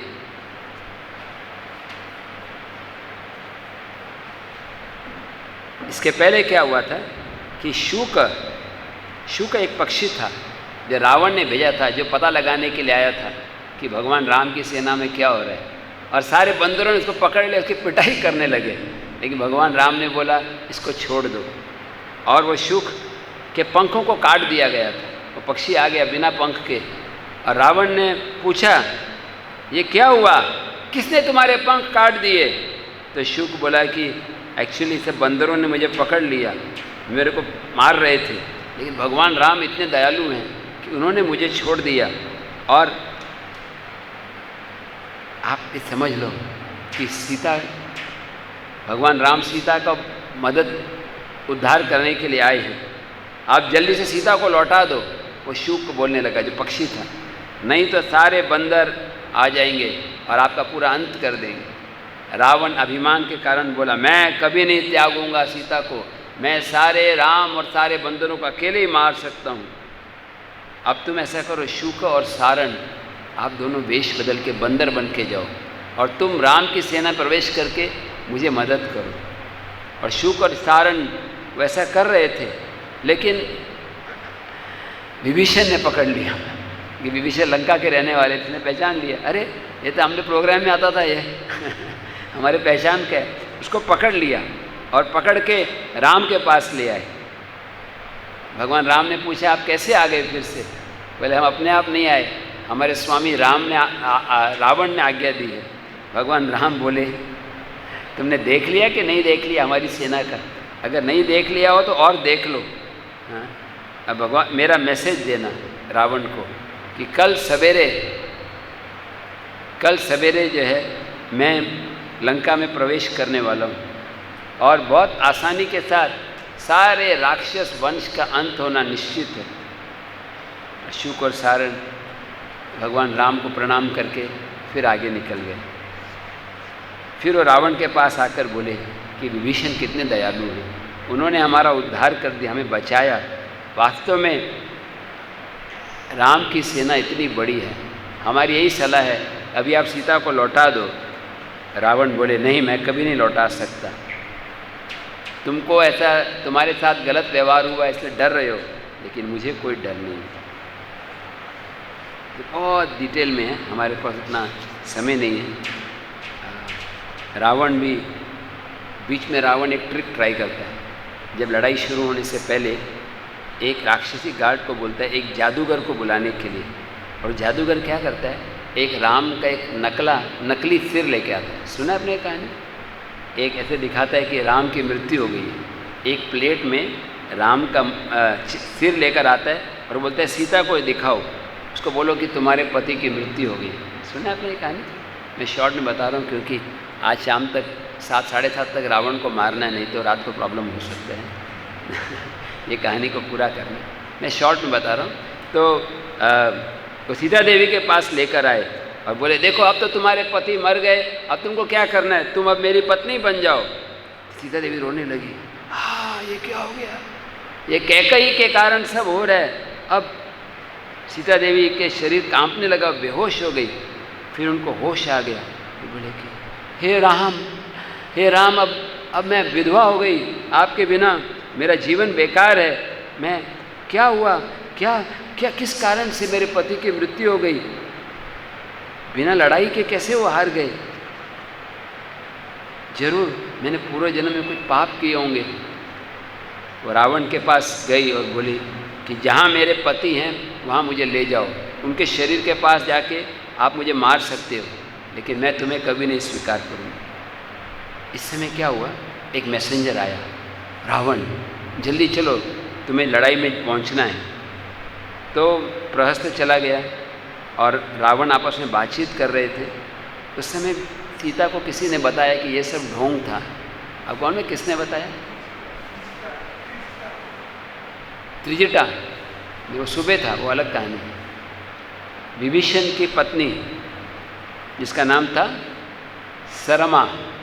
सरमा, विभीषण की पत्नी वहाँ पर आई अशोक वाटिका में, और एक्चुअली पहले उनकी दोस्ती हो चुकी थी। उसने सीता को बताया कि मैं सब कुछ देख रही थी, ये राम नहीं थे, ये एक नकली चेहरा लेकर आए थे आपके अंदर डर पैदा करने के लिए। सत्य यह है कि राम लंका तक पहुंच गए हैं, पूरी सेना आ गई है, अब समय की बात है, लड़ाई शुरू होने वाली है। और सीता देवी कितने खुश हो गई। उन्होंने कहा शर्मा कि आप जाओ कि क्या मेरे को बताते रहो क्या चल रहा है, अब क्या होने वाला है। बहुत लोगों ने रावण को सलाह दी, लेकिन रावण सुनने को तैयार नहीं। अब लड़ाई शुरू होने से पहले अभी लंका की दीवारों को पार करना है, सारे वानर दीवार के पास में हैं, और अचानक सुग्रीव ने रावण को देख लिया पहली बार।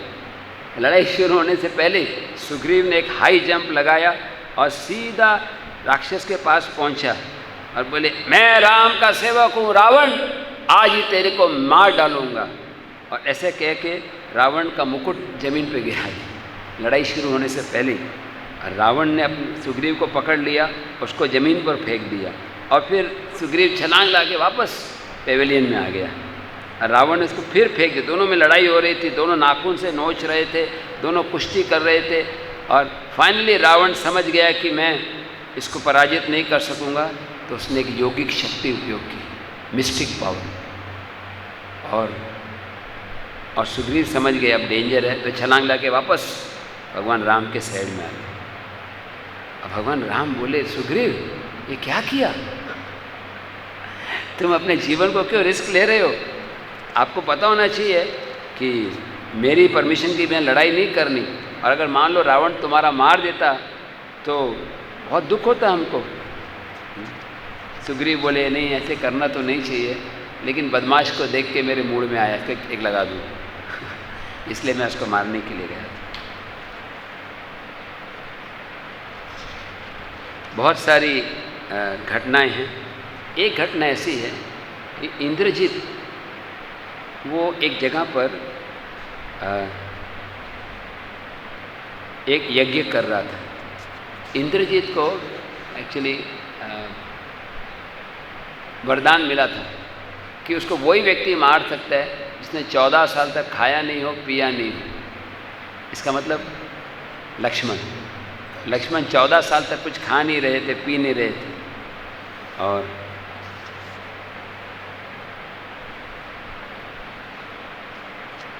इंद्रजीत के पास योगिक शक्तियाँ भी थी। तो एक बार लड़ाई के बीच में इंद्रजीत ने एक सर्पास्त्र का उपयोग किया।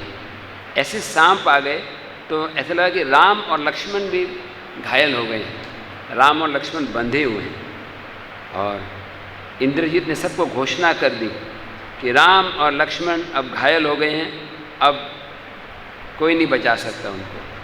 और सब लोग खुश हो गए, राम की मृत्यु हो गई ऐसे बताने लगे। तब उस समय विभीषण ने बताया कि मेरे को पता है कि राम और लक्ष्मण को कैसे वापस होश में ला सकते हैं, आप घबराओ मत। और इधर इंद्रजीत ने रावण को भी समाचार दे दिया। एक्चुअली राम और लक्ष्मण अपनी इच्छा से, भगवान को तो कोई मार नहीं सकता, लेकिन ऐसे लग रहे थे बेहोश हो गए। तब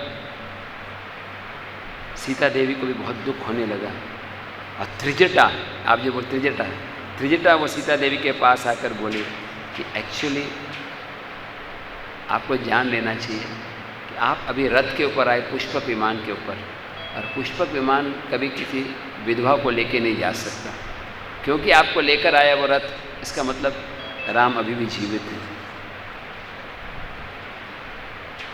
उस समय भगवान अपनी इच्छा से वापस होश में आ गए, और फिर उन्होंने निश्चय किया कि अब मुझे युद्ध को और तीव्रता के साथ करना।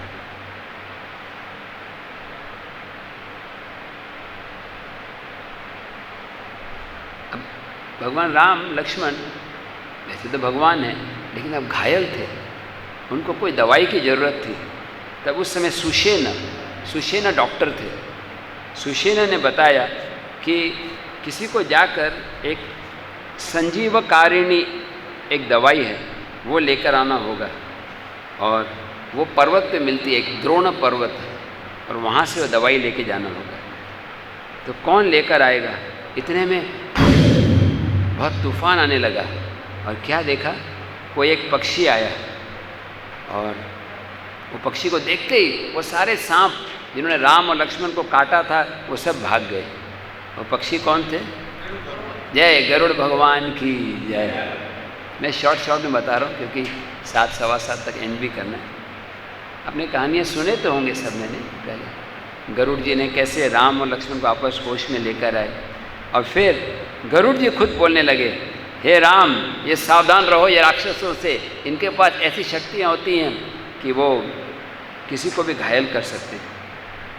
और सारे वानर बहुत खड़े हो गए, अपनी पूंछ हिलाने लगे और जोर से बोले, जय श्री राम।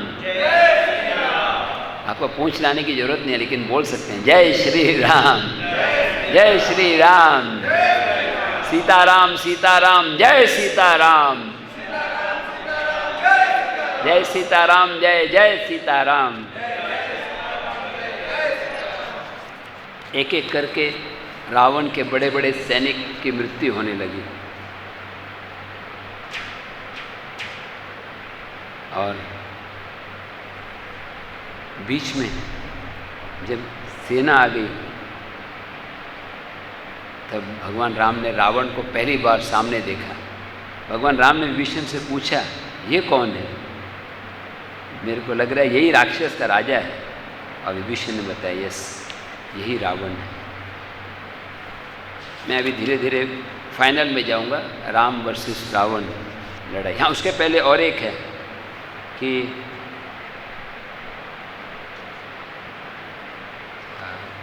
आई थिंक वो इंद्रजीत था ना जिसने लक्ष्मण को घायल कर दिया। वो कहानी यहाँ पर बताई गई है कि एक्चुअली इंद्रजीत ये मायावी राक्षस था। मतलब मायावी मतलब उसको ऐसे पता था कुछ मंत्र जिसके द्वारा वो किसी भी व्यक्ति को घायल कर सकता था।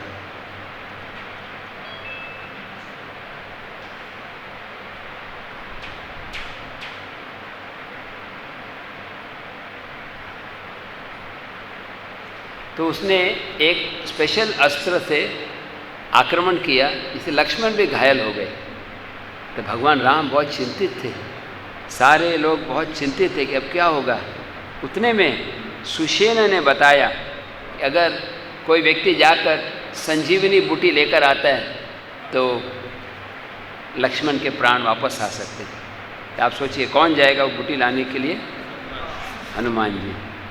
तो हनुमान जी जो है बहुत शक्ति के साथ, बहुत खुशी के साथ जाते हैं और इस सेवा करते हैं।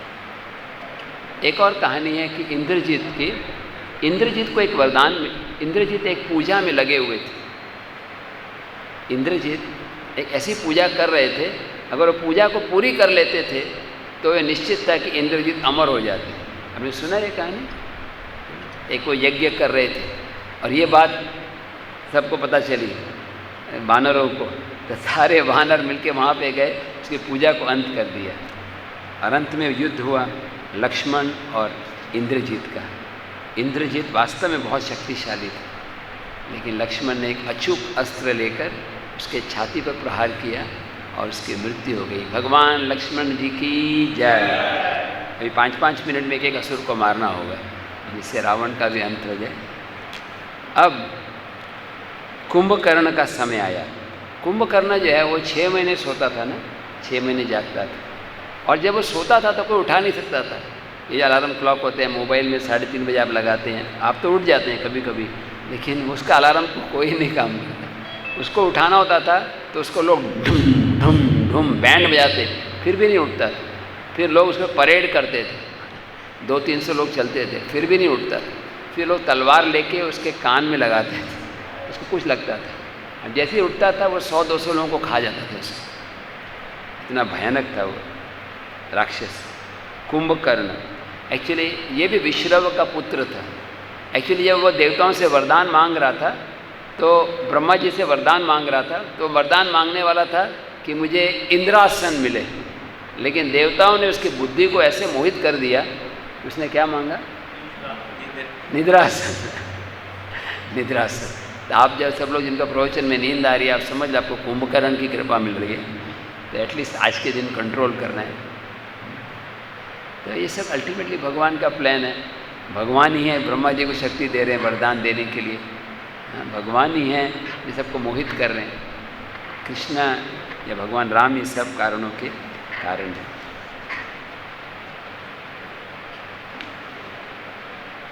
तब जब रावण ने देखा अब कोई नहीं बच रहा तो क्या किया जाए, कुंभकर्ण को उठाया जाए। तो कुंभकर्ण को उठाया और रावण ने, क्या काम है मेरे बड़े भाई, आप बोलो।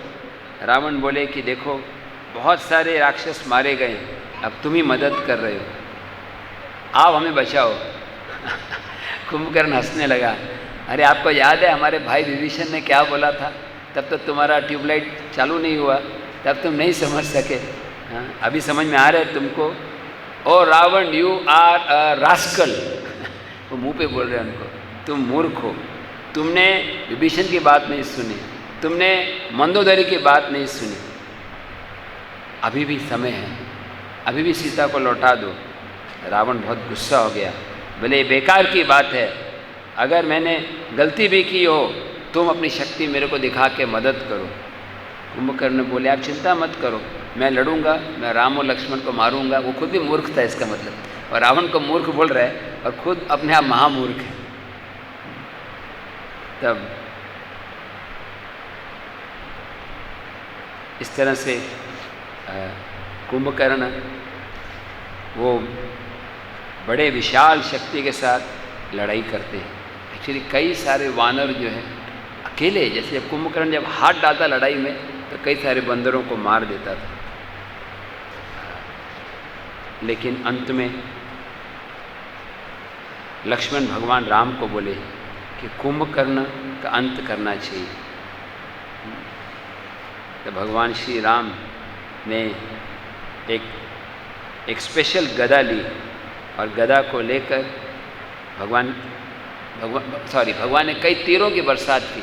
फिर कुंभकर्ण ने गदा से आक्रमण कर रहा था, फिर भगवान ने वायु अस्त्र चलाया और कुंभकर्ण ने दाएं हाथ से पकड़ लिया। इस तरह बहुत देर तक युद्ध चलता रहा और अंत में भगवान श्री राम ने एक स्पेशल अस्त्र लिया जिसका नाम था ऐन्द्र अस्त्र, और ऐन्द्र अस्त्र चलाकर कुंभकर्ण का सिर काट दिया। भगवान श्री रामचंद्र की।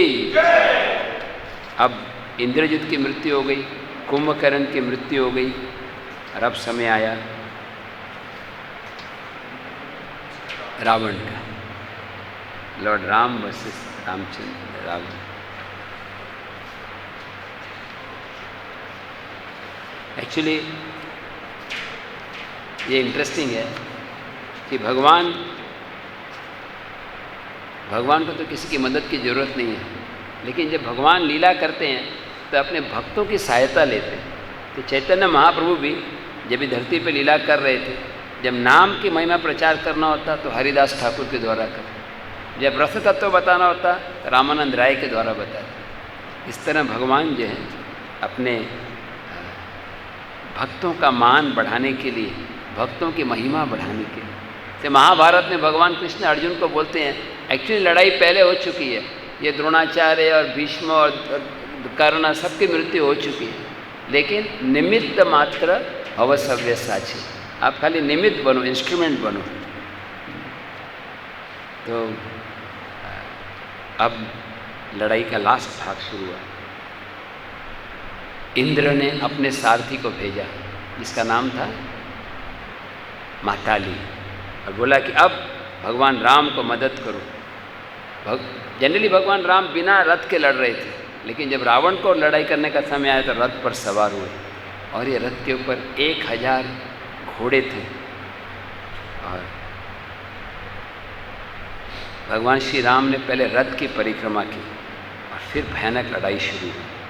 रावण के पास एक विशेष अस्त्र था जिसको गंधर्व अस्त्र बोलते थे, और जब उसने गंधर्व अस्त्र छोड़ा भगवान राम ने और एक गंधर्व अस्त्र, फिर रावण ने एक राक्षस अस्त्र छोड़ा जो कि सांप बन गया, बहुत सारे सांप एक साथ आ रहे, तो भगवान राम ने गरुड़ अस्त्र दिया।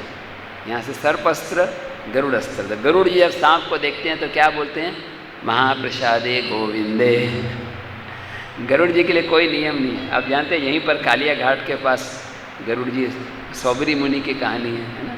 गरुड़ जी सांप को खाते थे और सौबरी मुनि ने रोकने का प्रयास किया तो उनको फिर फल मिला।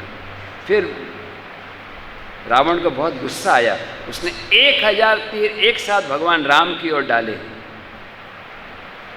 और इंद्र का जो रथ था उसका झंडा गिर गया।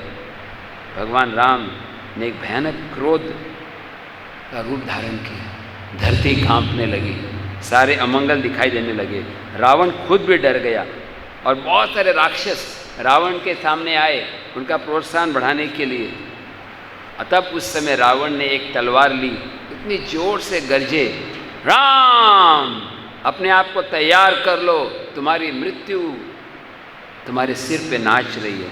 और वो अस्त्र फेंका। ऐसे बताया कि वो अस्त्र ऐसा था कि चमक रहा था, जैसे मान लो बिजली कड़कती है। तब भगवान राम ने और एक तीर छोड़े, और जैसे बताया गया कि जैसे 2 अस्त्र आपने देखा सीरियल में दिखाते हैं तो रावण का इतना भयानक अस्त्र था, लेकिन भगवान राम के सामने तो कोई नहीं जीत सकता।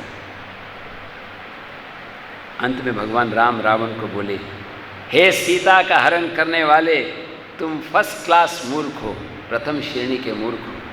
तुम अपने आप को हीरो मान रहे हो, तुम कायर हो, कायर।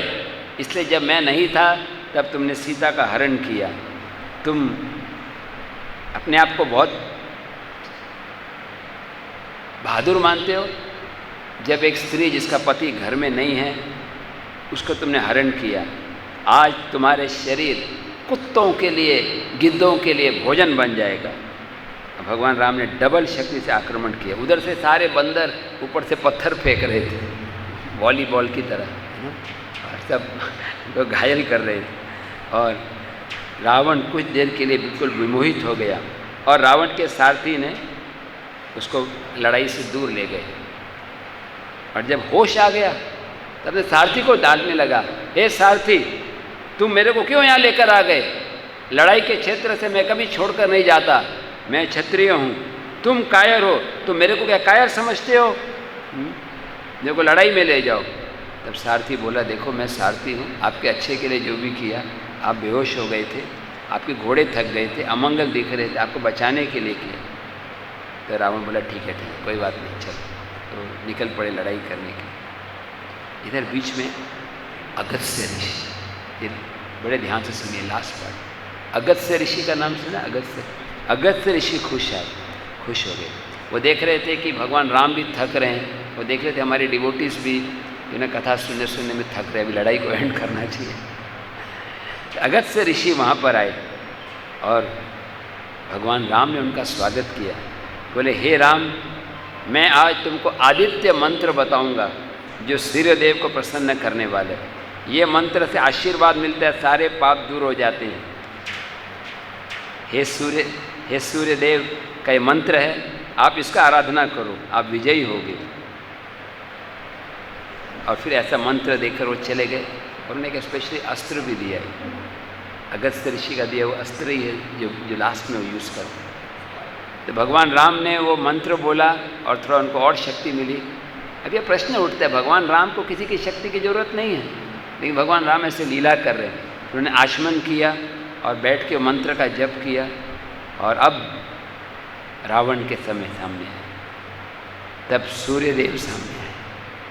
सूर्य, सन गॉड, राम जल्दी करो, समय आ गया है, रावण का अंत करो। भगवान राम ने अपने सारथी को बोला, सारथी का नाम क्या था वो इंद्र के रथ का? माताली। माताली, जहाँ रावण है वहीं पर मेरे रथ को ले जाओ, लेकिन सावधानी से ले जाना। तब भगवान राम फिर सोचने लगे, अरे मैंने क्या किया? माताली तो मेरा सारथी ने इंद्र का है, मैंने उसको नौकर की तरह दिया। तो बोले, सॉरी, मैंने आपको नौकर की तरह व्यवहार किया, लेकिन एक्चुअली मैं बहुत उत्सुक हूँ रावण को मारने के लिए, इसलिए मैंने ऐसा बोला। मतलब भगवान भी नम्रता दिखा रहे हैं। एक्चुअली भगवान तो सब लोग भगवान के नौकर हैं, ये भगवान एटिकेट दिखा रहे हैं। कई बार डिवोटीज ऑर्डर कर, ए जाओ बकेट लेके आ, हे प्रभु मेरा चप्पल ले आओ प्रभु। हम दूसरों को ऑर्डर देने में एक्सपर्ट हो जाते हैं, लेकिन भगवान Ram supreme personality of godhead हैं, वो भी नम्रता दिखा रहे हैं वहाँ पर। और लड़ाई शुरू हुई। रावण के रथ के ऊपर खून की बरसात होने लगी और गिद्ध आ रहे थे। भगवान राम के रथ के ऊपर सुंदर फूलों की बरसात हो रही थी। और ये कंपटीशन इतने इंटेंस था कि सारे वानर, सारे राक्षस सब स्तब्ध हो गए। पूरी लड़ाई रुक गई। फाइनल देखने के लिए, सेमीफाइनल था, क्वार्टर फाइनल इंद्रजीत मर गया, सेमीफाइनल में कुंभकर्ण मर गया और फाइनल में राम वर्सेस रावण। सारे सब टीवी कमेंटेटर, न्यूज़ सब देख रहे थे कि अभी क्या होगा ये लड़ाई में। देवता आकाश में अपने विमान को स्टेशनरी करके देख रहे थे। देवता का विमान ऐसा होता है कि वो रुक भी जाता है आकाश में। अभी आजकल के विमान अगर आकाश में रुके तो गिर जाएंगे, जैसे वो देख रहे थे लड़ाई को। और तब रावण ने एक अस्त्र लेकर इंद्र के जो रथ के जो झंडा था उसको गिराने का प्रयास किया। भगवान राम ने उस तीर के जवाब में और एक तीर मारा, उसका अंत हो गया तीर का। तब भगवान राम ने राक्षस के झंडे को गिरा दिया। रावण ने तीरों से भगवान राम के रथ के घोड़े को घायल करने का प्रयास किया, लेकिन वो घोड़े बिल्कुल प्रभावित नहीं हुए। फिर रावण ने मायावी शक्ति का उपयोग किया, ऊपर से पत्थर फेंकने लगे, अस्त्र फेंकने लगे। बहुत देर तक लड़ाई चलती रही। भगवान, कभी कभी रावण 10 सिर का बन जाता है, कभी कभी एक सिर का बन जाता है। एक बार तो भगवान राम ने इसका सिर काट दिया, वो दूसरा सिर आ गया, फिर दूसरा सिर काट दिया, वो तीसरा सिर आ गया। और तब भगवान राम सोचने लगे, ये तीर से मैंने खर दूषण को मारा, मारीच का वध किया, शाल वृक्ष को किया, वाली का वध किया, लेकिन ये तीर रावण का वध नहीं कर पा रहे, क्या कारण है? उस समय माताली ने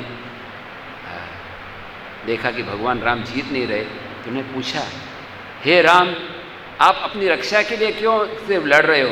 क्या आप जानते नहीं हो समय आ गया है, आपने ब्रह्मास्त्र का उपयोग करो। तब भगवान राम ने अगस्त्य ऋषि का दिया हुआ अस्त्र लिया। विभीषण ने बताया कि आप इनके नाभि के ऊपर आक्रमण करो। तो भगवान राम ने एक स्पेशल अस्त्र जो अगस्त्य ऋषि ने दिया था, और उसके ऊपर गरुड़ जी ने पंख दिए थे, सूर्यदेव, अग्निदेव सब थे उसके ऊपर, और मंत्रों को बोलकर वो एक फ्लेमिंग एरो चमकता हुआ छोड़ा और पूरे कान तक खींचकर वो सीधा रावण के छाती की तरफ आया और उसके नाभि में लगा और उसकी मृत्यु हो गई। भगवान श्री रामचंद्र की, जोर से बोलिए, खुशी की बात है, भगवान श्री रामचंद्र की। जब सारे वानरों ने देखा कि दुष्ट राक्षस रावण का अंत हुआ तो गाने लगे, जय श्री राम, जय श्री राम, जय श्री राम। सारे राक्षस लोग डर के मारे भागने लगे और देवता ऊपर से बोलने लगे, साधु साधु। देवता और ऋषियों में बहुत आनंद का उत्सव मनाने लगा। रावण की पत्नी मंदोदरी रोने लगी और वो जाकर रावण के शरीर को स्पर्श करके बोलने लगे, हे रावण, रावण दूसरों को रुलाते थे, आज तुम्हारी मृत्यु हो गई है। तुमने कभी हमारी सलाह नहीं सुनी, तुमने विभीषण की सलाह नहीं सुनी, इस तरह तुम्हारा अंत हो गया। अब उनके अंतिम संस्कार का समय आया। एक्चुअली तो रावण इतना दुष्ट था, फिर भगवान राम इतने दयालु थे। विभीषण बोला, मैं उसका अंतिम संस्कार नहीं करूंगा जिसने इतने पाप किए हैं, दूसरे के पत्नी का हरण किया है, चाहे वो मेरा बड़ा भाई भी हो, मैं कभी उसका अंतिम संस्कार नहीं करूंगा। भगवान राम बोले, विभीषण तुम सही बोल रहे हो, लेकिन फिर भी आफ्टर ऑल रावण तुम्हारा भाई है और वो एक हीरो भी है। अब हमारा उसके मरने के बाद शत्रुता को त्याग दो, अब तुम उनका अंतिम संस्कार करने के लिए जाओ। देवता वापस अपने अपने अपने देवलोक में जाने लगे। अब भगवान राम ने बोला, लक्ष्मण तुम विभीषण का राज्याभिषेक करो, उनको तिलक दो। और तुरंत इंस्टॉलेशन सेरेमनी किया गया। लंका के सब लोग आए और विभीषण का गुणगान करने लगे। तो भगवान राम सीता को हनुमान को बोले, सीता को लेकर आओ। और सीता देवी जब सामने हनुमान जी ने कहा कि आपको भगवान राम ने बुलाया है, सीता देवी इतने खुश हो गई, हनुमान तुमने क्या समाचार दिया, रावण का अंत हो गया, अब मैं आपको करोड़ों करोड़ों आभूषण भी दूं तो भी कम है। हनुमान जी बोले, ये सब जो राक्षसी है इन्होंने आपको टॉर्चर किया था, अगर आप परमिशन दो तो मैं बदला लूँ इनका, इनको मार डालूँ। सीता देवी बोली, नहीं नहीं, ये तो रावण के नौकरी कर रहे थे, रावण की आज्ञा थी इसलिए इनको ऐसा करना ही था। सच्चा साधु होता है वो दूसरों के गलतियों को माफ़ कर देता है, इसलिए मुझे इन सब को माफ़ कर देना चाहिए। यहाँ पे एक कहानी बताई गई है कि एक बार क्या हुआ, एक शिकारी था और वो शिकारी के पीछे पीछे एक टाइगर लगा हुआ था। तो शिकारी ने क्या किया, वो पेड़ के ऊपर चढ़ गया। टाइगर ऊपर नहीं चढ़ सकता, लेकिन जब ऊपर चढ़ गए तो ऊपर एक भालू था। समझा? टाइगर पीछे आया, ऊपर चढ़ा था, ऊपर एक भालू था। तो अब क्या हुआ, वो आदमी बीच में फंसा है। तो टाइगर ने क्या बोला भालू को, तुम हमारा दोनों का शत्रु है, शिकारी है, तुम ऐसा करो उसको नीचे फेंक दो, फिर हम दोनों मिलके खाएंगे। तो बेर बोला, ये तो मेरी शरण में आया है ना, मैं इसको कैसे त्याग कर सकता। तो बेर जो है सो गया।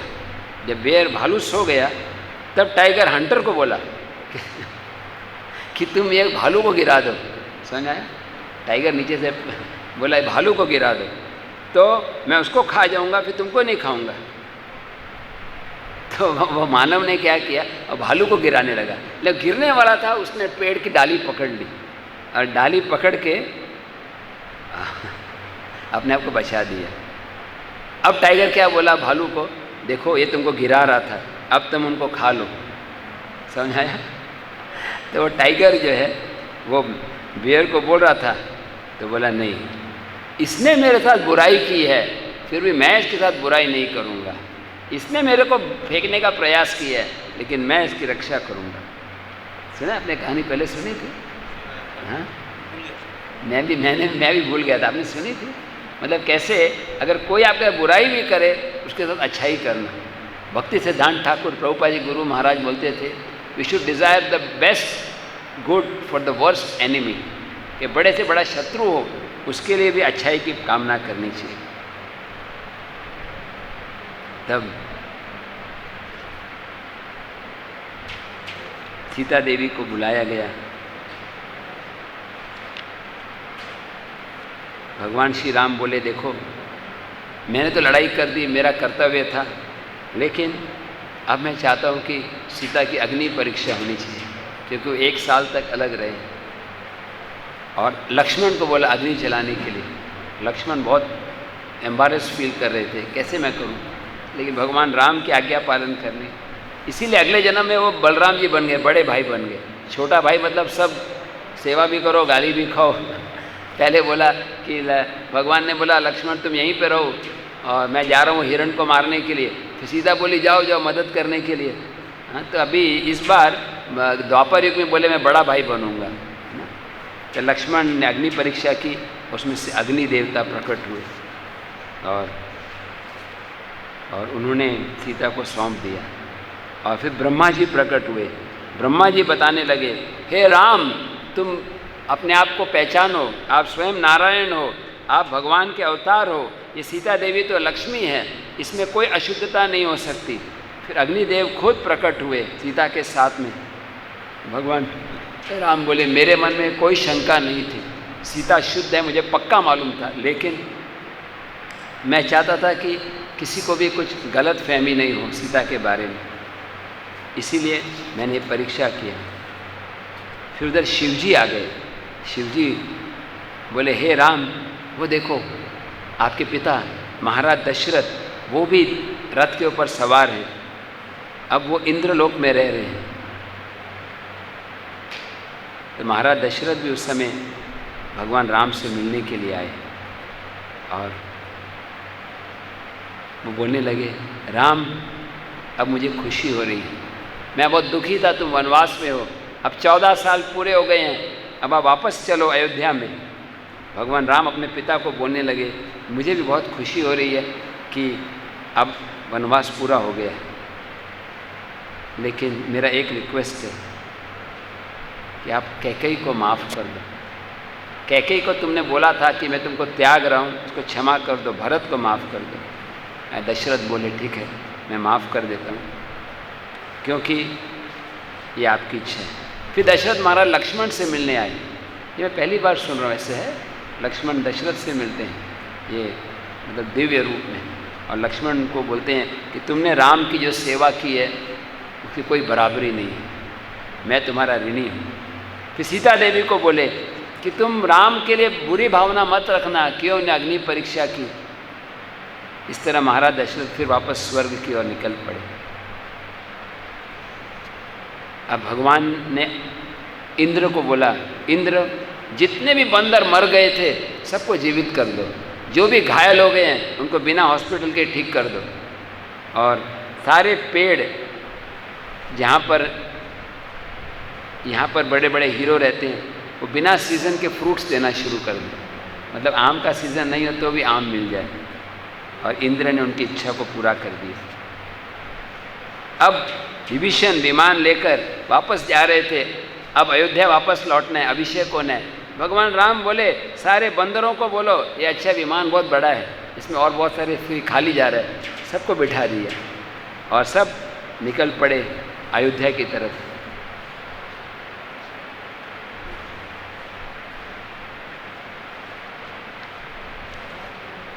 विभीषण बोलने लगे कि मैं आपको अयोध्या ले जा सकता हूँ, लेकिन सीता देवी और लक्ष्मण को कुछ समय रहने दो। भगवान राम बोले कि मैं बहुत उत्सुक हूँ, मेरे को जल्दी पहुँचना है, क्योंकि भरत ने बोला था अगर एक दिन भी लेट हो गया तो मैंने प्राण को त्याग दूंगा। और विभीषण वो पुष्पक विमान लेकर आए, और जब वो जा रहे थे तब विमान जब ऊपर से जा रहा था तो भगवान राम सोचने लगे कि वानर तो सब आ गए, लेकिन उनकी पत्नी मिसिस वानरी वो हम्पी में हैं, उनको भी ले जाना चाहिए। तो विमान रास्ते में नीचे आ गया, हॉपिंग फ्लाइट होता है ना, बीच में लैंड हुआ और सारे वानरियों को भी लेकर गए और सब अयोध्या में पहुँचे। सीता देवी की एक्चुअली इच्छा थी कि मैं सब वानरियों को भी साथ में ले जाऊँ, और सीता देवी को भगवान दिखा रहे थे ये वो पर्वत है, यहाँ मैं रहा था, ये सुग्रीव की गुफा है, ये ऋषिशृंग पर्वत है, और सब लीलाओं के स्थान बता रहे थे। और जाने से पहले भरद्वाज ऋषि के आश्रम में रुके। अब भरद्वाज ऋषि इतने खुश हो गए कि आप आ गए, लड़ाई पूरी हो गई, आप भरत से मिलो। तो भगवान राम ने क्या बोला हनुमान जी को कि आप भरत जी को समाचार देना और देखना कि उनका मूड क्या है। अगर भरत खुश होते हैं मेरे लौटने से तो ठीक है, लेकिन अगर भरत के मन में इच्छा है राजा रहने की तो मैं राज्य उसी को दे दूंगा, मुझे राज्य की इच्छा नहीं है। तो हनुमान जी एक मानव का रूप धारण करके गए। भरत ने एकदम जटाएं धारण किए थे और जो ये होता है ना डियर स्किन वो पहना हुआ था। और हनुमान जी भरत को बोले कि मैं राम का सेवक के रूप में आया हूँ, और वो पूछ रहे हैं आपके बारे में, और वो बता रहे हैं कि अयोध्या में आने वाले हैं। ओह राम, मेरे स्वामी राम आ रहे हैं, मेरे स्वामी राम आ रहे हैं। इतने खुश हो गए, वो खुशी के कारण बेहोश हो गए। फिर उठे और हनुमान जी को गले लगाया, बोले आज तुमने मुझे इतना अच्छा समाचार दिया, मैं आपको 10,000 गाय दूंगा, 100 गांव दे दूंगा। आप ये बताओ क्या क्या हुआ था वनवास के समय, भगवान राम ने क्या क्या लीला की, रावण का अंत कैसे किया, ये पूरी कथा मुझे सुनाओ। और हनुमान जी ने शॉर्ट में सब कुछ बताया। और फिर शत्रुघ्न को बताया कि भगवान राम आ रहे हैं तो तैयारी की जाए उनके आने की, और सब अरेंजमेंट किया गया। भगवान राम के पादुकाओं को भी लेकर आए। और फिर एक बार्बर को बुलाया गया, जो क्योंकि भगवान राम के लंबी जटाएं थे तो शेविंग करने के लिए, खुद से शेविंग करना मुश्किल होता है, तो एक बार्बर को बुलाया गया। भगवान राम की सब जटाओं को निकाला गया और सारे अयोध्या में इतना धूमधाम मच गया। सब म्यूजिशियन गाने लगे, श्री राम जय राम, जय जय राम, जय श्री राम, जय श्री राम, जय श्री राम, जय श्री राम। और फिर सारे पवित्र नदियों से जल लाया गया अभिषेक करने के लिए भगवान का। भगवान राम के साथ सीता देवी और सारे ऋषि मुनि, वशिष्ठ, विश्वामित्र, वामदेव, सब लोगों ने अभिषेक कराया। और गंधर्व, भगवान राम ने 1 लाख गाय दान की, और एक स्पेशल सोने की माला थी कि भगवान राम को वायु ने दी थी, वो माला उन्होंने सीता देवी को दी। तो सीता देवी ने क्या किया, वो जो माला थी वो हनुमान जी को दे दी। तो हनुमान जी जो है वो माला का जो मोती लेके खोल रहे थे। सीता देवी को लगा ये क्या खा रहे हो, क्या देख रहे हो? बोले मैं देख रहा हूँ इसमें राम है क्या। बोले राम आपके पास हैं? तो हनुमान जी ने अपनी छाती खोल के दिखाया, वो फेमस लीला है। भगवान श्री राम 11,000 साल तक राज्य किए। और श्रील प्रभुपाद के जो हम परपट्स पढ़ रहे थे उसमें कुछ 2 श्लोक हैं जो इम्पोर्टेंट हैं, वो हम लोग अंत में पढ़ेंगे। कि भगवान, ये अब 11वें अध्याय में है कि भगवान राम जब राजा बने तो क्या गुण था भगवान राम का। ऐसे बताया गया है कि त्रेता युग में भी सत्युग का प्रभाव हो गया। भगवान राम की उपस्थिति के कारण सब लोग सुखी थे और किसी के अंदर किसी प्रकार का मानसिक, शारीरिक कोई भी दुख नहीं था। ये कुछ श्लोक मैं पढ़ना चाहूँगा, ये आज के इस प्रवचन के अंतिम भाग में।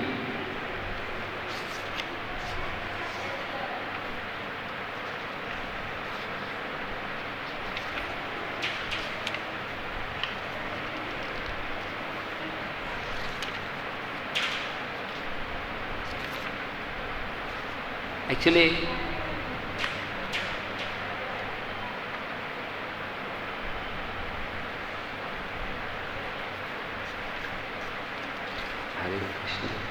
हरे कृष्ण, 1 मिनट आप मंत्र बोलिए, 2 मिनट के लिए। हरे कृष्णा कृष्णा कृष्णा हरे हरे, हरे राम राम राम हरे हरे, हरे कृष्णा कृष्णा कृष्णा हरे हरे, हरे राम राम राम हरे हरे।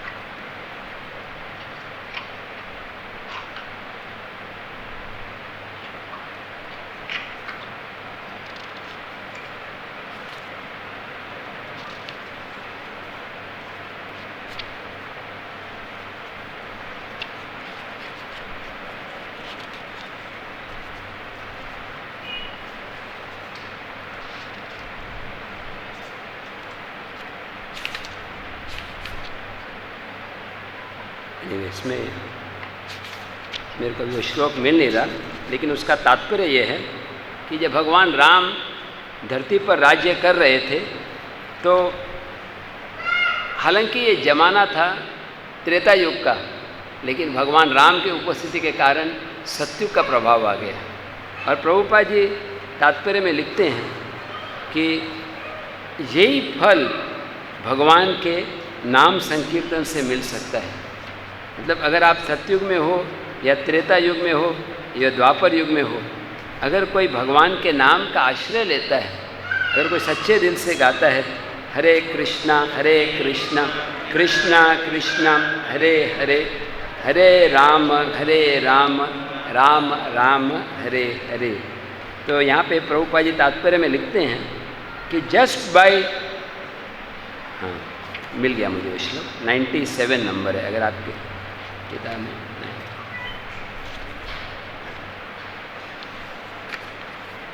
आप मेरे पीछे बोलिए, अगर आपको किताब है तो ये 9th कैंटो में 10वां अध्याय, 9वें स्कंद का 10वां अध्याय का 51वां श्लोक। त्रेतायां वर्तमानायां, श्लोक नंबर 51, 51, अध्याय 10, 9वां स्कंद अध्याय 10 और श्लोक नंबर 51, 51। त्रेतायां वर्तमानायां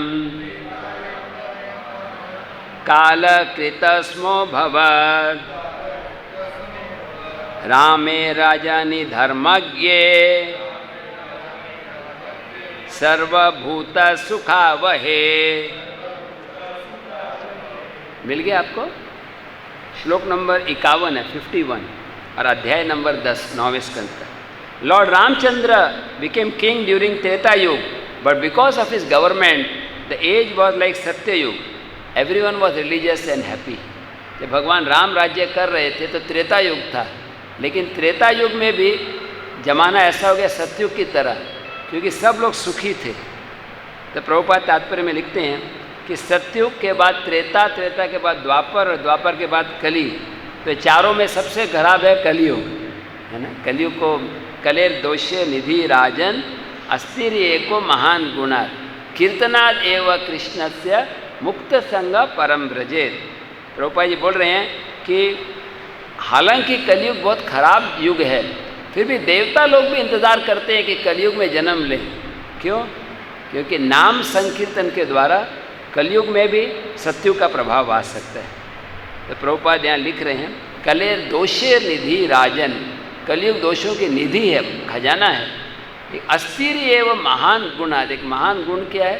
कीर्तन करने से, हरि नाम लेने से सतयुग का प्रभाव आ जाता है।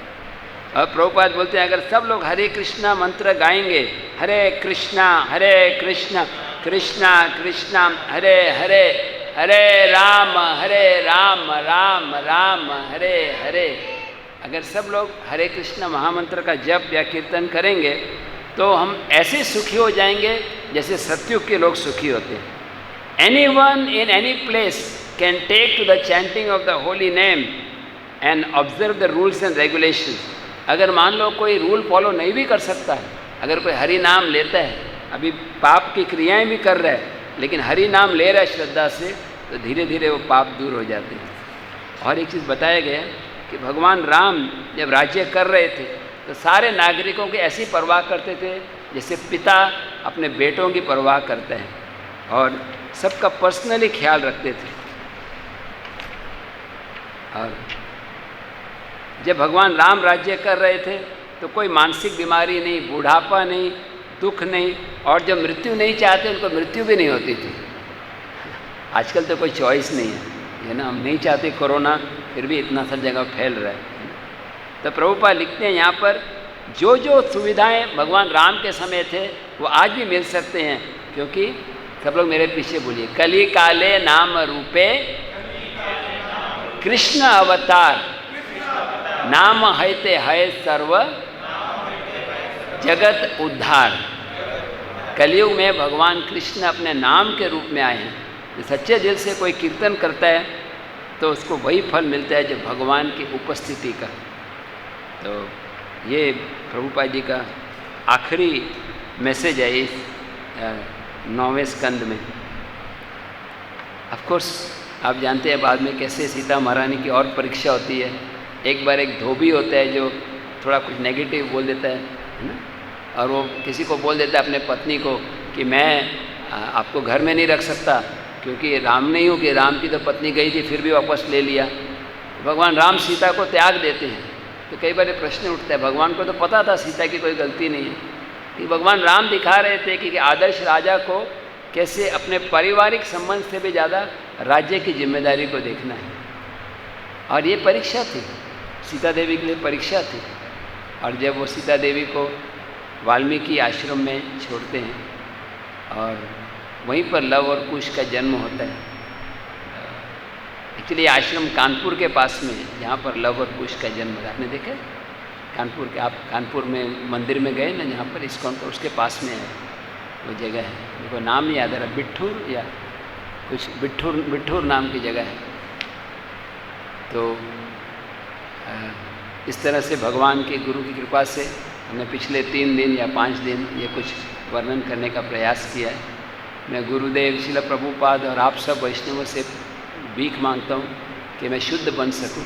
आप सब भगवान से प्रार्थना करें कि ये कथा से हम शुद्ध बने और भगवान को प्रसन्न करें। अल्टीमेटली भगवान की प्रसन्नता, गुरु की प्रसन्नता ही हमारे जीवन का लक्ष्य है, और अपने आप को शुद्ध बनाना, यही हमारे कथा का उद्देश्य है।